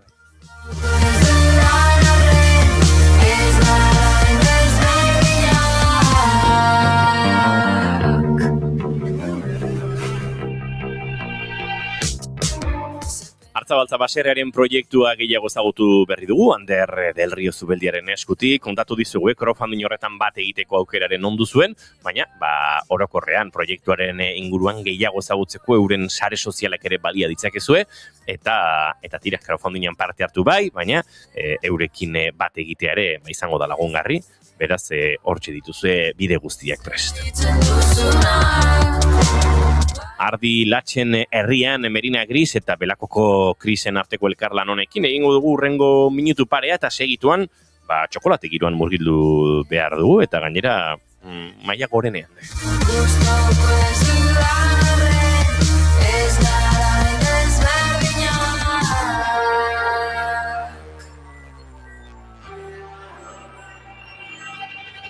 Ardilatzen herrian, ardilatzen erdian, ardilatzen herrian, ardilatzen erdian, ardilatzen herrian, utzaren aberrian, laino beltzen erdian, ardilatzen herrian, ardilatzen herrian, ardilatzen erdian, ardilatzen herrian, berde zuri gorria, utzaren aberrian, ardilatzen erdian, ardilatzen herrian, herrien deserrian, ardilatzen herrian, ardilatzen herrian, ardilatzen herrian, baina blatu herrian, ardilatzen herrian, aite ziner herrian, guztoko ez dudanaren, ez garen desberdinak.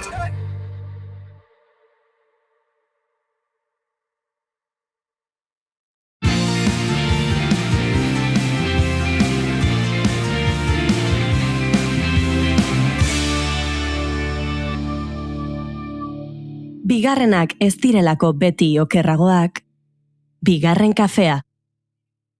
Entzuleok gabiltza hemen, batetik. Babeatzen. Goiuri ez egoteak pena ematen digu. Bai, pena ematen digu, niri ez ditan derteko pena ematen, Bestetik, esan beharra daukagu. Gehiago daukagu. Bai, June ari dela salibatzen Pauloven txakurrak nola. Mira, ni nator gozeakin entrenamendutik, eta esade, txokolate minimo bat jaten dute momentuan jani pozik.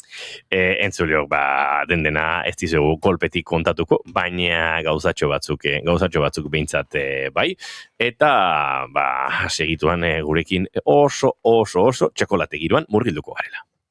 Da honean dale, ez da honen bale, entretenitzen gera birote balde, frenorik gabe, daila kamera, norabiderik gabeko bela, batzutan negar bestetan algara, dudan egunaren arabera, goizero, batzuetan erota bestetan bero, onkiotan bezala, txarra den lekuan nona ere bada. Da honean dale, ez da honen bale, entretenitzen gera biote balde. Da honean dale, ez da honen bale, entretenitzen gera biote balde.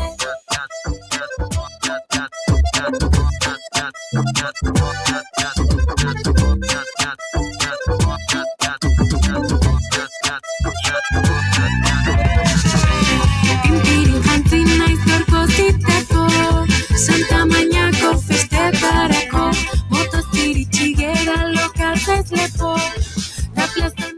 Entzuleok txokolatez pilatu zaigu gure irratiko maila, eta ez edozein txokolatez gainera. Lander Kornago, egunon? Egunon. Bueno, esan zen igun aspaldi, bazenek arrela zurekin inoiz... Fitxaje estrella bat. Irratiko saio batera. Ez dut asko itzengo behai buruz, bea presentatukoa, baino nei mundua tirikiten pertsona bat izan da, txokolate munduan, azkenen oso ohituta gare bat txokolate era batea jatea, era batea kontsumitzea, eta bea etorri izan behin jatetxa, esan zegoen, itena izaten guztia gaizki dago. Vale, oso ondo, erakutsi jazu mesez. Eta handik aurrea, pixkanaka, formatzen hasi ginen, bea etortzea, pixkat, gure txokolate mundua pixkat zabaltzeko. Asike, hemen gaurko saio oso politiako dugu. Xabi Urizar, egunon eta ongitorri bigarren kafera, are gehiago horrelako txokolate despliegue bat egiten baduzu iritsi orduko oso ongitorri, izango zara beti hemen, Egunon. Bueno, nik beti hola, konkistatu goi ditut leku berriak. Pentsatzen dut, bai. Txokolatea zabaldu eta txokolatea bakarria sortzen duen impresioakin ja. Bueno. Ikusiko du nondik hasi, ni pixkate txundituta nagoeneko. Bai, ni ere nago begiratzen, zer den gauza bakoitza pentsatzen nahi naiz, seguraski ez errasmatuko zer den, baina, toki batetik haseko adibidez, hor daude kajatxo hori batzuk bezala, horiek zer dira? Bira, gaur bateko eta seguraski gauza asko, txokolaten inguruan. Ekarri duena pixka deskribatzen hasteko, kutsatxo hori hauek badira Taiwanen zuzenean ekoiztutako kakao batzutatik eratorritako txokolateak. Bai, normalean txokolatearen jatorriari buruz oso gutxi jakin ohi da, eta gaur ekarrituan txokolateek badute aztarna, badute trazabilidadea, ez? Ardoakin eta beste produktu batzukin gertatzen den bezala, baituzte, uztak edo kosetxak, baituzte loteak, eta produktu gourmet bat dela, aldarrikatzea etorri gara gaur, ez? Txokolateare baita ez, litxarreri bat, edo nik ez dakitola azkar eta fijatu hobe jaten den zerbait. Orduan, Taiwandik eratorritako txokolate oso sarituak, gero komentatuko gu nahi bozu ezagatik. Gero, esnedun txokolate berezi bat, bai, ze hau kefirrekin egina dago, kefir hautsarekin egina dago, eta egia esan oso berritzailea da. Esnedun txokolatean, Esnedun txokolate bat probiotikoa dena. Modalidadean, hoi da. Hola saltzen dute, kefirra daukalako, eta nik ez dakit, behaien kontua da, ez? Gero, kakao babak ere karri ditut. Bai, proba ditzazuen, eta ikus, eta usain ditzazuen, azkenean hortik hasten da abentura guztia. Eta, igual, jende askok ez du... Ez du behin ere akaso ikusi, kakao bale bat. Ez du behin ere ikusi, ez da probature. Orduan, zer esanik ez, hau ekartzeak, badula bere garrantzia, ez? Azkenean, probatzeak horrekin hobe konektatzen laguntzen dizula. Gero ekarritute bai, kakao hautsa, kakao hauts naturala. Ze esan nahi duen horrek eta, aurreago azalduko izuen nahi kuriosidade baldin moduzue. Baina kakao hauts gehiena dago kimikoki tratatua. Hau ez, asko konsumitzen baldin moduzue, oso zaleak baldin bazeate, igual gero komentatuko duzegatik, hau desberdinaen eta bestea oso tratatua dago, ez? Gero ekarri gu lintz bat, jendeak asko kontsumitzen duen txokolate bat da. Kaso hor pareiko supermerkatuan eskura daukagun txokolate beltz bakarretakoa, ez da? Hoi da. Eta berez, badu izen handia du, prezioz ere handia. Altua du, bai? Altua du. Bai, nik erosietela. Prezio altua du, bai. Landerre garraitu du, entzakone nik ez dut hor zer ikusirik, baina egia da hauek hartzea interesgarria dela. Ados. Izen abizenak jartzeko gauza bakoitzari. Eta gero amaitzeko baitu beste bi, Dominikar Republikatik zuzenean ekarritako beste txokolate bat, bertan landatu eta bertan sortua.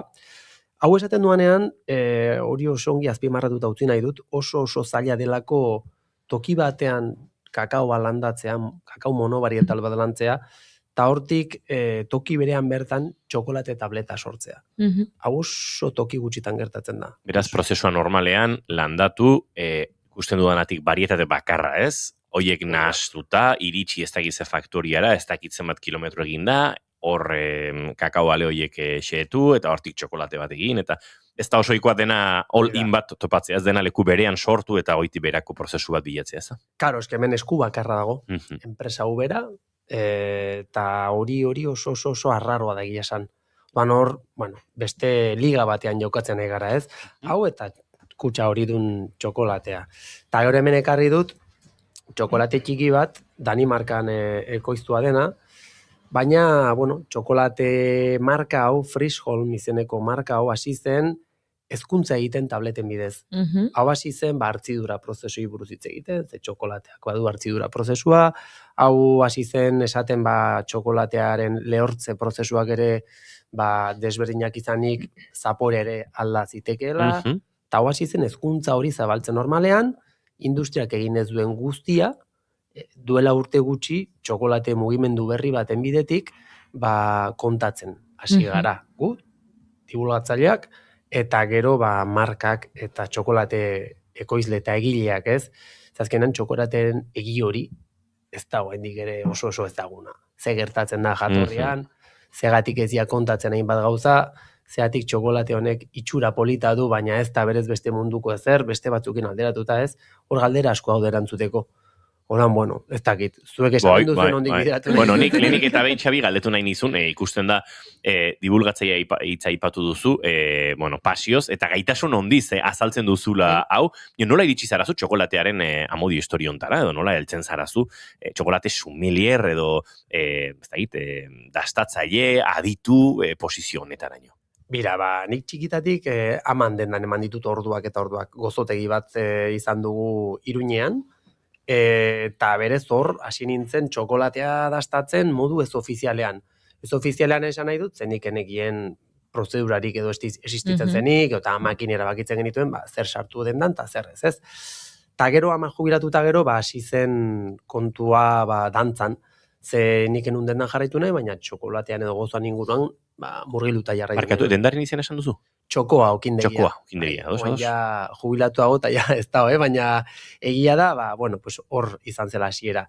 Ta kontua da, gero sumiller ikasketak topatu nitula, eta hor hasi zela teknifikazioa. Berez, 3 urrats dira, 3 maila, eta 3ak lortu nituen, eta gero aldi berean irakaslea naiz.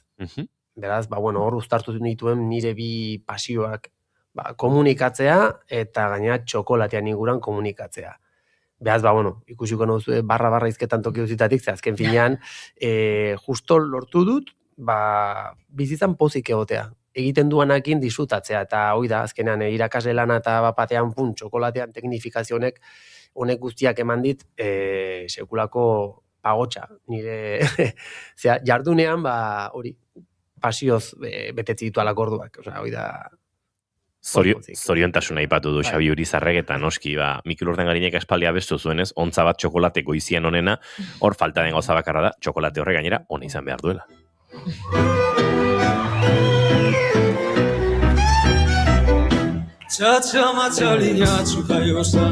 Eta noski txokolate onaren inguruan hitz egitera etorri da Xabi Urizar, hemen daukagun, mai gainean daukagun ia dena, badela ona, gero inabaduretan sartuko gara, oso jatorrira jotako txokolateak, nola baite, aipatu duzun trazabilidade hori, nondik nora sortu ekoitzi eta prozesua bizi izan duten txokolate eta zari garela, eta akaso, entzuleak pentsatuko du, baina txokolate hauek lortzen ere hain erresa ez da izango. Xabi Urizarrek bide bereziagoak ditu, edo lortu daitezke Euskal Herriko merkatuan horrelako txokolateak, Xabi? Begira, oain ari gara pixka bat hori ere lantzen, berez, baude webgune nahiko aproposak txokolate hauek erosi eta etxera iritz daitezen, ez? Baina gero fizikoki, badira ja pixkanaka pausotxoak hemen adibidez inguruan, Donosti inguruan, badira dendak, ez? Gurrotxatik baru dendan, gero ere...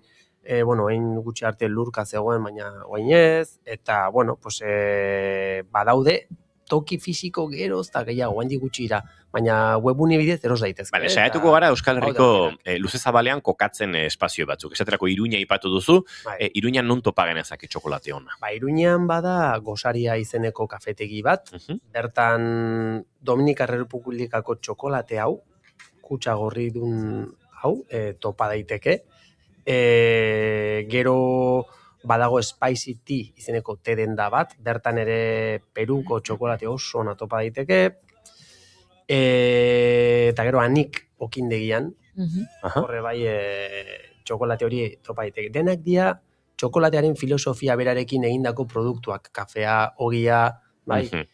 Eta azkenan narratiba bera izateak asko laguntzen du gero, haientzat igual ez ezaguna den txokolate hau saltzen. Ze, konparazio bidezeo defenda daiteken produktu bat da. Ogia hartzitzen den bezala, kakao ere hartzitzen da, edo kafeak dituen prozesu batzuk, eta, deskribapen batzuk ere txokolateak partekatzen ditu, orduan ez da kasualidadea olako tokitan egotea, eta ez supermerkatu batean. Aipatu duzu Iruñan aukera batzuk baditugula, esaterako Donostiara joko bagenu, aipatu duzu Gorrotxategi, naiz eta bera Tolosarra izan, eta Tolosan ere baduen denda, uste Donostian ere badaukala oraintxe denda bat? Berria gainea, eta oso politia hor baditu txokolate marka bat baino gehiago. Rafak badu berea propioa, oso interesgarria, eta gero baitu beste batzuk, beste lagun batzun markak eta txokolateak salgai. Gero Somos Bakery izeneko espezialiadeko kafetegi batean edateko txokolatea topa daiteke.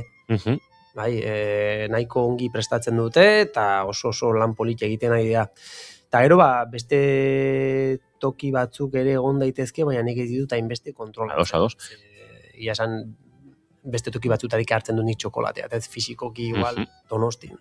Ados, beste hiriburuetan joko bagenu erreferentziarik ematen jakingo zenuke Xabi Espalin badakizu, ez da zer gertatzen, baina Bilbora esaterako, edo Biarritzera, edo ez dakit. Bilbon adibidez bada La Mandukateka izeneko gaztandegi bat, hor bada marka bat baino gehiago, gero badare bai korte inglesean, gourmet zonaldean hor badira marka bat baino gehiago, Eta gero nokora kafetegiak oso lan polita egiten edu kafeakin eta txokolateakin. Toki horietan fizikoki badela ziurta dezaket. Ados, Baionak ere badauka indarra txokolatean, esango nuke? Bai, eta hor bada Kazenaf marka, beste batzun artean, eta hori filosofia honekin egite dute lan, eta, bueno, iparraldean ere txokolate ona bada, eta txokolate horren erakusle dira hauek, ez, beste batzun artean. Gero bidartene bada, ez dakit markan izena, baina oso interesgarria. Doni bane loitzunen saltze dute merkatuan aurrean dagoen den da bat. Zeona. Bueno, hemen txari gara, txokolate munduan erabat murgilduta, gainera denboraz, eta lasai. Iniz Rafa Gorrotxatik aipatu zidan kontzeptu bat laguna dut, bintu bar kontzeptua. Hori bada azken urtetan nolabait indartu den zerbait, bin alea litzateke, eta bar tableta bera, eta pixkat aletik tabletarako prozesu hori ez, lehen aipatzen zenuen jatorria, trazabilidadea, nolabait kontzeptu horrek ere barna ibiltzen du pixka bat hori Xabi? Bai, berez kontzeptu hori da txokolaterik bikainenak lortzeko bidea.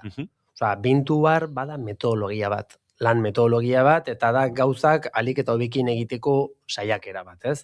Kakaoa ongi hautatu, kakaoa ongi dastatu, nola xigortu bar den ongi erabaki, eta geroko fase guzi horiek pertsona berak eginak, noski, hori da idealena eta hori da berez behar lukena, toki berean egitea.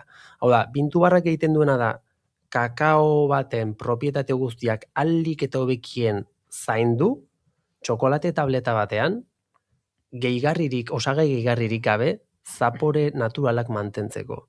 Zan edut, kakaoa ongi zaitzen baldin bada, kakaoa izan daiteke ardo hon bat bezain anitza. Marrubi printzak topa ditzakegu, edo ez dakit, barrika, espeziak, nahizun guztia, eta hori dena gehigarririk sartu gabe tableta batean.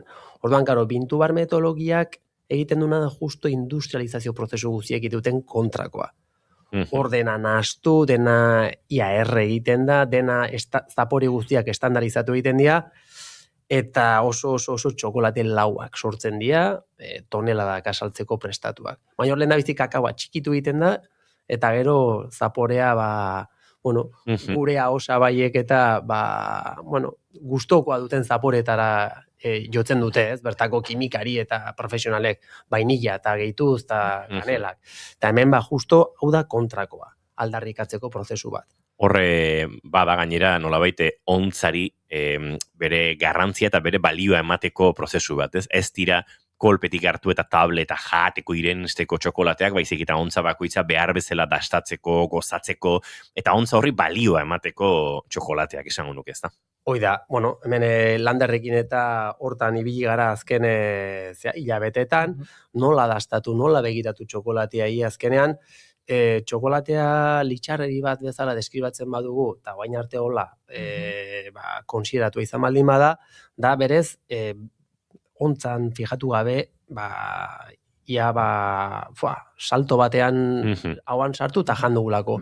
Baina honek suposatzen duna da, honek badakarratzetik metodologia bat. Honek badakarratzetik arduek duten bezala prozedimendu bat, ez? Eta nola egiten den, ikas daiteke, txokolateari beste modu batean nola begira dakioken ere ikas daiteke, eta azken finean da, produktu gurmet bat balitz bezala tratatzen ikastea. Eta hori da helburua ze badu, sekulako potentziala, begirada aldaketa horrekin, ate berri bat ireki eta geure ganatzen baldin badugu, ez? Eta landarekin hori ari gara pixka balantzen, ze, berak esango izue bere esperientzia, baina begirada aldaketa horrek asebetetzen maila aldatzen du, txokolate gutxiago janda, txokolate horiek pentsatu daude, persistentzia handiko aromak azaleatzeko, eta gutxi jateko, baina kalitatez eta pausaldi egokiak eginez, eta zuk esan dut zure pixkata beste. Sukaldariok baita edukiula errua, txokolatea litxarkeria bezala ikusteko, ez azkenen sukalde baten, guk hemen mailan dazkaun txokolate guzti hauek, dastatzeko, disfrutatzeko dia beti ez, nota ezberdinak ikusteko, pixkat txokolate prozesu guztiai ikusteko, baina guk sukalderiokin deuna da, txokolate bat hartu, nata gota, esnea gota, azukra gota, montatu, kongelatu, geho laben sartu, maltratatu indeu urtez, o betidan ikan txokolatea, ez, eta beti eman diogu ikuspuntu hori, itxarkeria bukatzeko, zeo, batzutan ez diola garrantzia eman de, ze txokolatez ze txokolatea aigan lantzen, ez, beti ikusi dugu, txokolate tarta, bale, baina, ze txokolate, da, hau. Ez, eta guen, Xabikin nahi gana lantzen da pixkatoi, ez, txokolate tarta, baina txokolate hau erabili dugu. Etortzeala, hemendik gana etortzea, da zergatik erabili dugu hau. Zer nahi du lortu txokolate elaborazio honekin, ez? Eta txokolatoi, goi mailako txokolatori lander, postrerako edo nolait txokolatea oso erdigunean dagoen modura aurkezteko da, edo eperrak prestatu barko bazenitu eta saltxa txokolatearekin osatu ere, goi mailako sokaldaritzan ere goi mailako txokolatea erabiliko zenukete. Azkenen hau da, guk beti ite dugu konparazioa... Bueno, nik eperrak aipatu ditut, ez da egite eperreai txokolatea botan zaino, egizan, bai ez, normalean. Eza, bota ez, azkenen guk konparatzeko la broman bezala. Ez kalimo txoiten baldin baden, Don Simonakin edo Romane konti batekin. Azerrekin ondoa goxogoa, Romane konti batekin seguruenik, ez?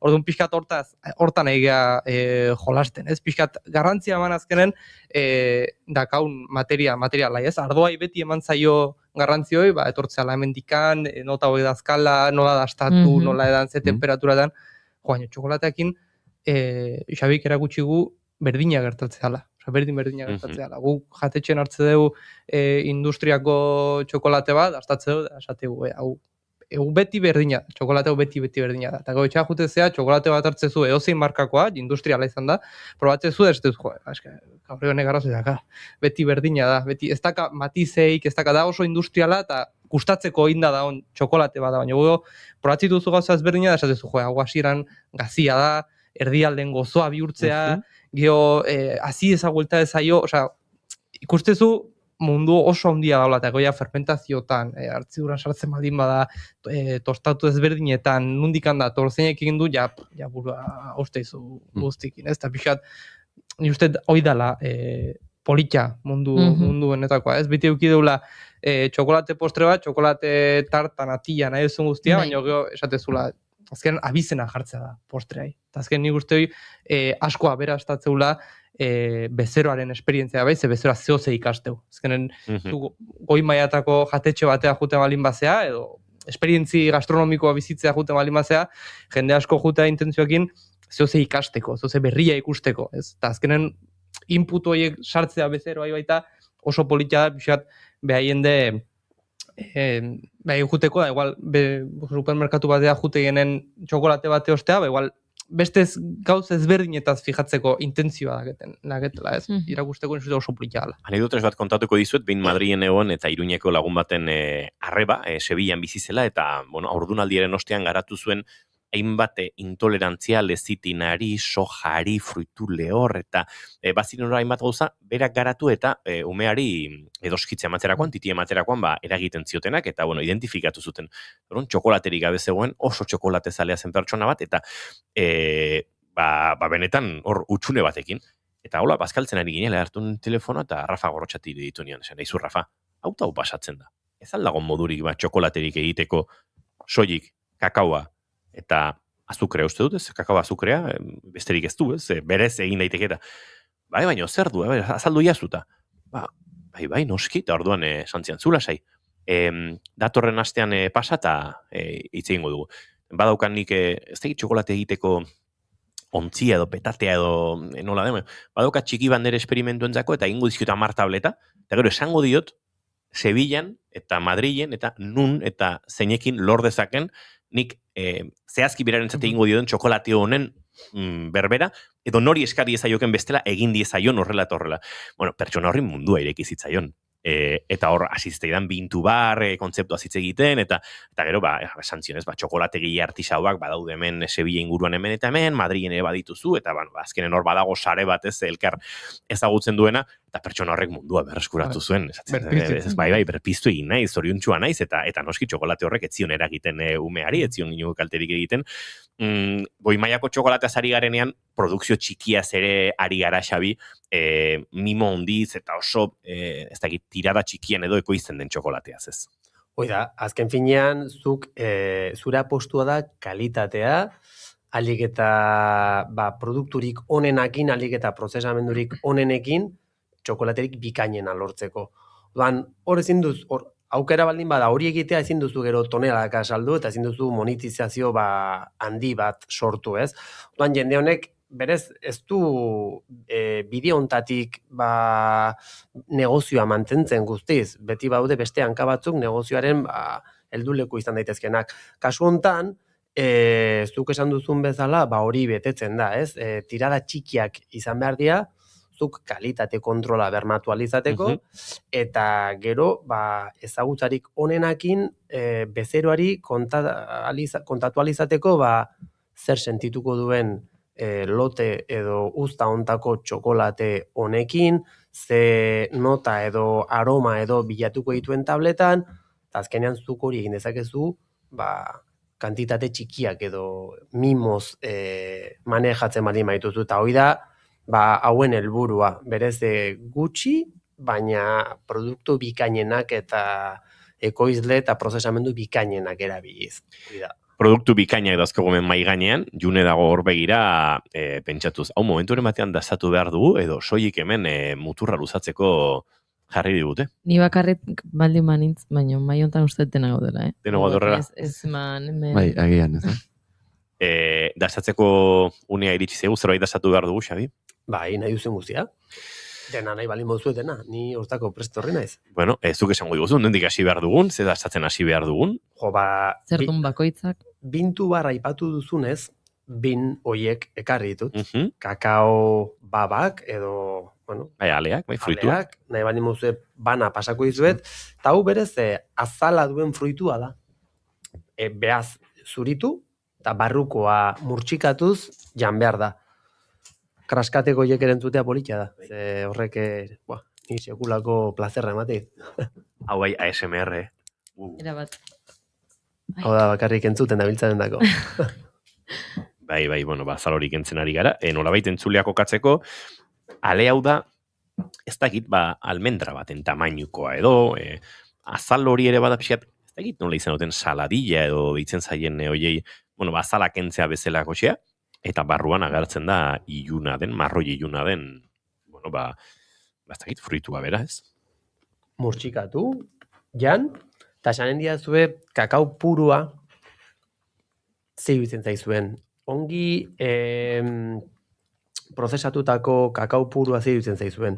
Zau bada berez kakao bat, bere identitate propioa duna, bere zapore propioa duna, prozesamendu jakin bat jasandulako, ez? Orduan horrek eragiten dio asko, jatorriko ezaugarri klimatiko, geografiko eta guzti horiek kontuan hartuta, gero bada prozesamenduan nola tratatzen duzun kakao hori, hartzituz, lehortuz, eta bar, ez? Ale hau prozesurik gabekoa da. Ale honek, zer du, markatu? Jasanduna da, hartzidura eta lehortzea. Hartzidura badu. Hartzidura zapore hori badauka. Kontua da, kakaoa ez baldin bada hartzitzen, ez dula zaporeri garatuko. Hoi da klabea. Orduan, industriak askotan jokatzen du horrekin. Hartzidurari gabeko txokolateak erabiltzen ditu hartzituta daudenekin batean nahastu, eta gero aurreago ikusiko dugu etorkizun motz batean ze egiten duan hori estaltzeko. Baina horrek asko merketzen du prozesua. Zuk pentsatu hartzidura prozesuak entzen mauzu, zenbat kostu kenditzak ezun, ez? Orduan hemen, hau oinarrizkoa da. Hartzitu beharra du, ez dago negoziazio hori. Harrigarria da, nik gatza hartzen diot, hasteko gazia da, nuke esango. Bai, egia. Eta hartzen diot, hartziduraren horregatik uste nuen ez, baina batzutan gazta zaharrerako bide horretako zaporeak bezala, lagundu zuek, ekipo? Nahi naiz, irukoa botatzen. Zuen espektatibak bete ditu honek, esan nahi dute, uste zenuten garratzagoa izanen zela adibidez, o mingotxago? Nik espero nuen gogorrago, osea, gustatu zait eta da zerbait gustora jango nuke. Bai, nik ere. Baina nik pentsatzen nuen zailago egingo zitzaiala jatea. Bai, nik etorri zanetikan gehien harritu zitena da, euneko txokolate tableta batek hartzea, jan, eta esan, joxoa da, osea, jateko, jaten jarretu nahi dut olako tableta bat, ez? Eta gero jutezea eozin lekuta da, euneko 80, euneko 80 probatzitu du txokolate batzu da, dira, terrorifiko jateko. Baina olako gauzak, esan duzu, eta bere hartzidura prozesuagatika, bere tostau prozesuagatika eta dena nola aldatzean olako produktua. Eta ze komplejua, ez? Berriro janda beste gozatzuk agertuko lirateke, baina egiten dolako bomba, ez? Arko bat, hasieran ematen du ez, bapatean, ez? Gatz hori agertzen da, eta zapore mordoa etortzen dira, eta geratzen dira hor. Frutxu lehorra etortzen zaita. Bai, baita ere. Zuk pentsatu gero hau xigortu behar dela, eta xigortzea bator guk egin dugun dastaketa hontan oinarrituta. Hor, oandik ere goratuko genituzke hor izkutuan dauden zapore batzuk. Gero, nik hau hasiera puntu bezala, bia puntu bezala erabiltzen dut, oain esango izuena planteatzeko. Normalean jendeak espero du txokolatea zenbat eta portzentaiz altuagoa izan, orduan eta mingostasun handiagoa izanen dula, ez? Zuk esan duzun fuerte, gogor, izate hori, ez? Baina hauetzen bereziki mingotxa, ez? Ez. Eta hor dagona da prozesamendua. Industriak dena kiskali edo ia kiskali egiten du, oinarrian dagon, nahaste horretan topa daitezkeen defektu guztiak estaltzeko.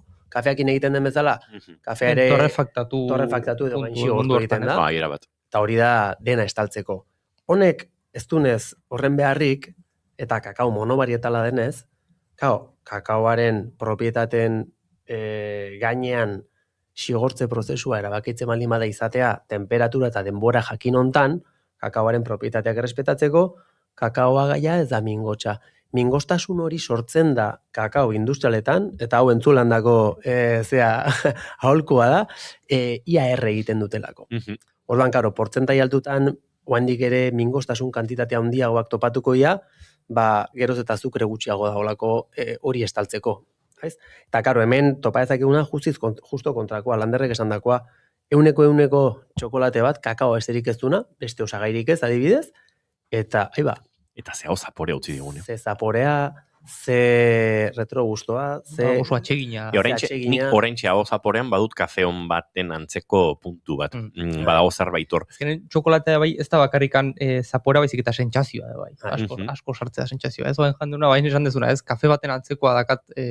Hoi azkenen ez da bakarrikan zapora baizik eta zuri ematizun sentsazioa. Hori da. Egoera, ez? Aldartekin utzi nauen. Eta oso argia iruditzen zait azalpen hori, eta da, xigortzearen eta gehiegizko erretzearen hori, badela, kafearekin antzeko gertatzen den zerbait. Badaude xigortze maila ezberdinak kafean, baina gerora prozesuetan makinak gehiegi berotzen baldin badu kafe hori izorratu egiten du, guk italianan edo moka delako horretan sutan uzten badugu kafea, kafe hori italiarrak esango lukete, italiar batek itzuli zidan kafe herbido, kafe jodido, baina ez da italiano ez nola esango duten oraintxe, baina ez, azkenen bero gehiegik zaporeak kakanastu egingo dituela, ez? Eta antzaten ez, txokolatearekin ere, prozesu horiek hori ekartzen dute, ez? Hoi da, eta zuek kontuan hartu, labur-labur, egain zango izudana, industriala den txokolatea dago erabat txikitua eta estandarizatua. Horrek ez du, kakaoaren identitatearekin lotura bakar bat ere, bai?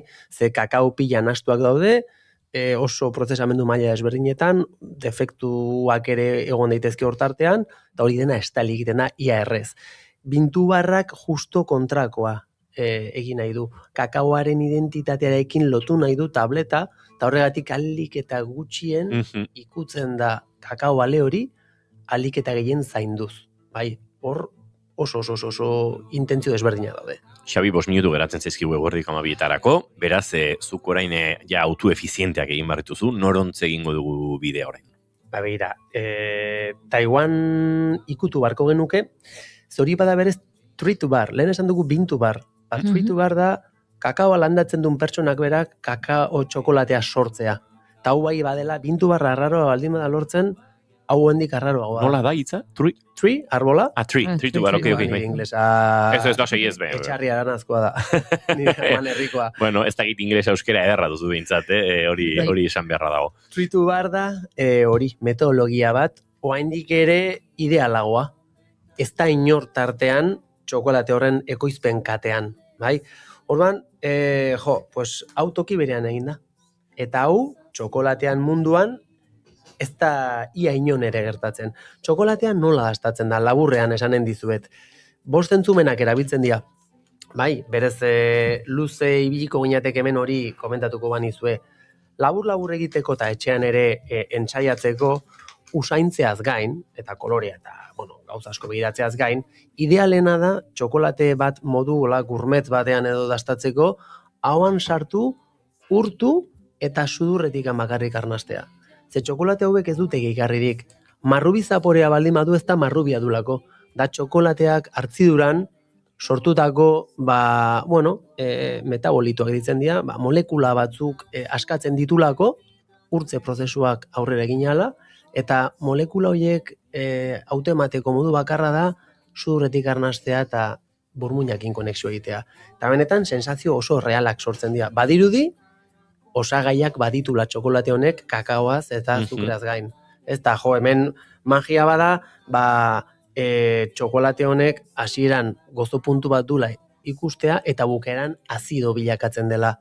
Orduan, lehen esan dugunean industriala aspergarria dela, da ez delako aldaketarik sortzen. Dena estandarizatu. Lanua da, bai. Orduan, hemen txokolateak hartziduran sortutako guzti hori, bapatean, lurruntzen uztea da magia. Eta horregatik urtu egiten da gotan. Wow. Entzuleok agurtzeko ordua dugu, baina gauzatu egingo dugu. Guk jarraituko du hemen, gauden bezalaxe, katao egiten, eta eduki oso interesgarri honen bigarren zatia, bihar elkarbanatuko dugu zuekin, bigarren kafean, bigarren kafea eta bigarren txokolatea izango da saioa. Beraz, agur esango dizuegu, baina pixka bat hola inbidia sortu nahi ez edo, jakitun informazioarekin utziko zaituztegula ore, baina guk txokolatea dastatzen jarraituko dugula. Xabi, Lander, agurtuko zaituzet gaurko saioan, baina berriz ere biharkorako agurtuko zaituzet gero. June eta Eneko, bihar arte. Bihar arte, bai. Entzuleo gu bagoaz, baina ezkoaz, zintzo ibili. Xabi Lander, eskerrik asko. Zuei, agur. Zuei, misker. Espíritu de nuestras semillas, respira y conecta el corazón. Sutileza y amor que despertamos, sensación divina en nuestro cuerpo.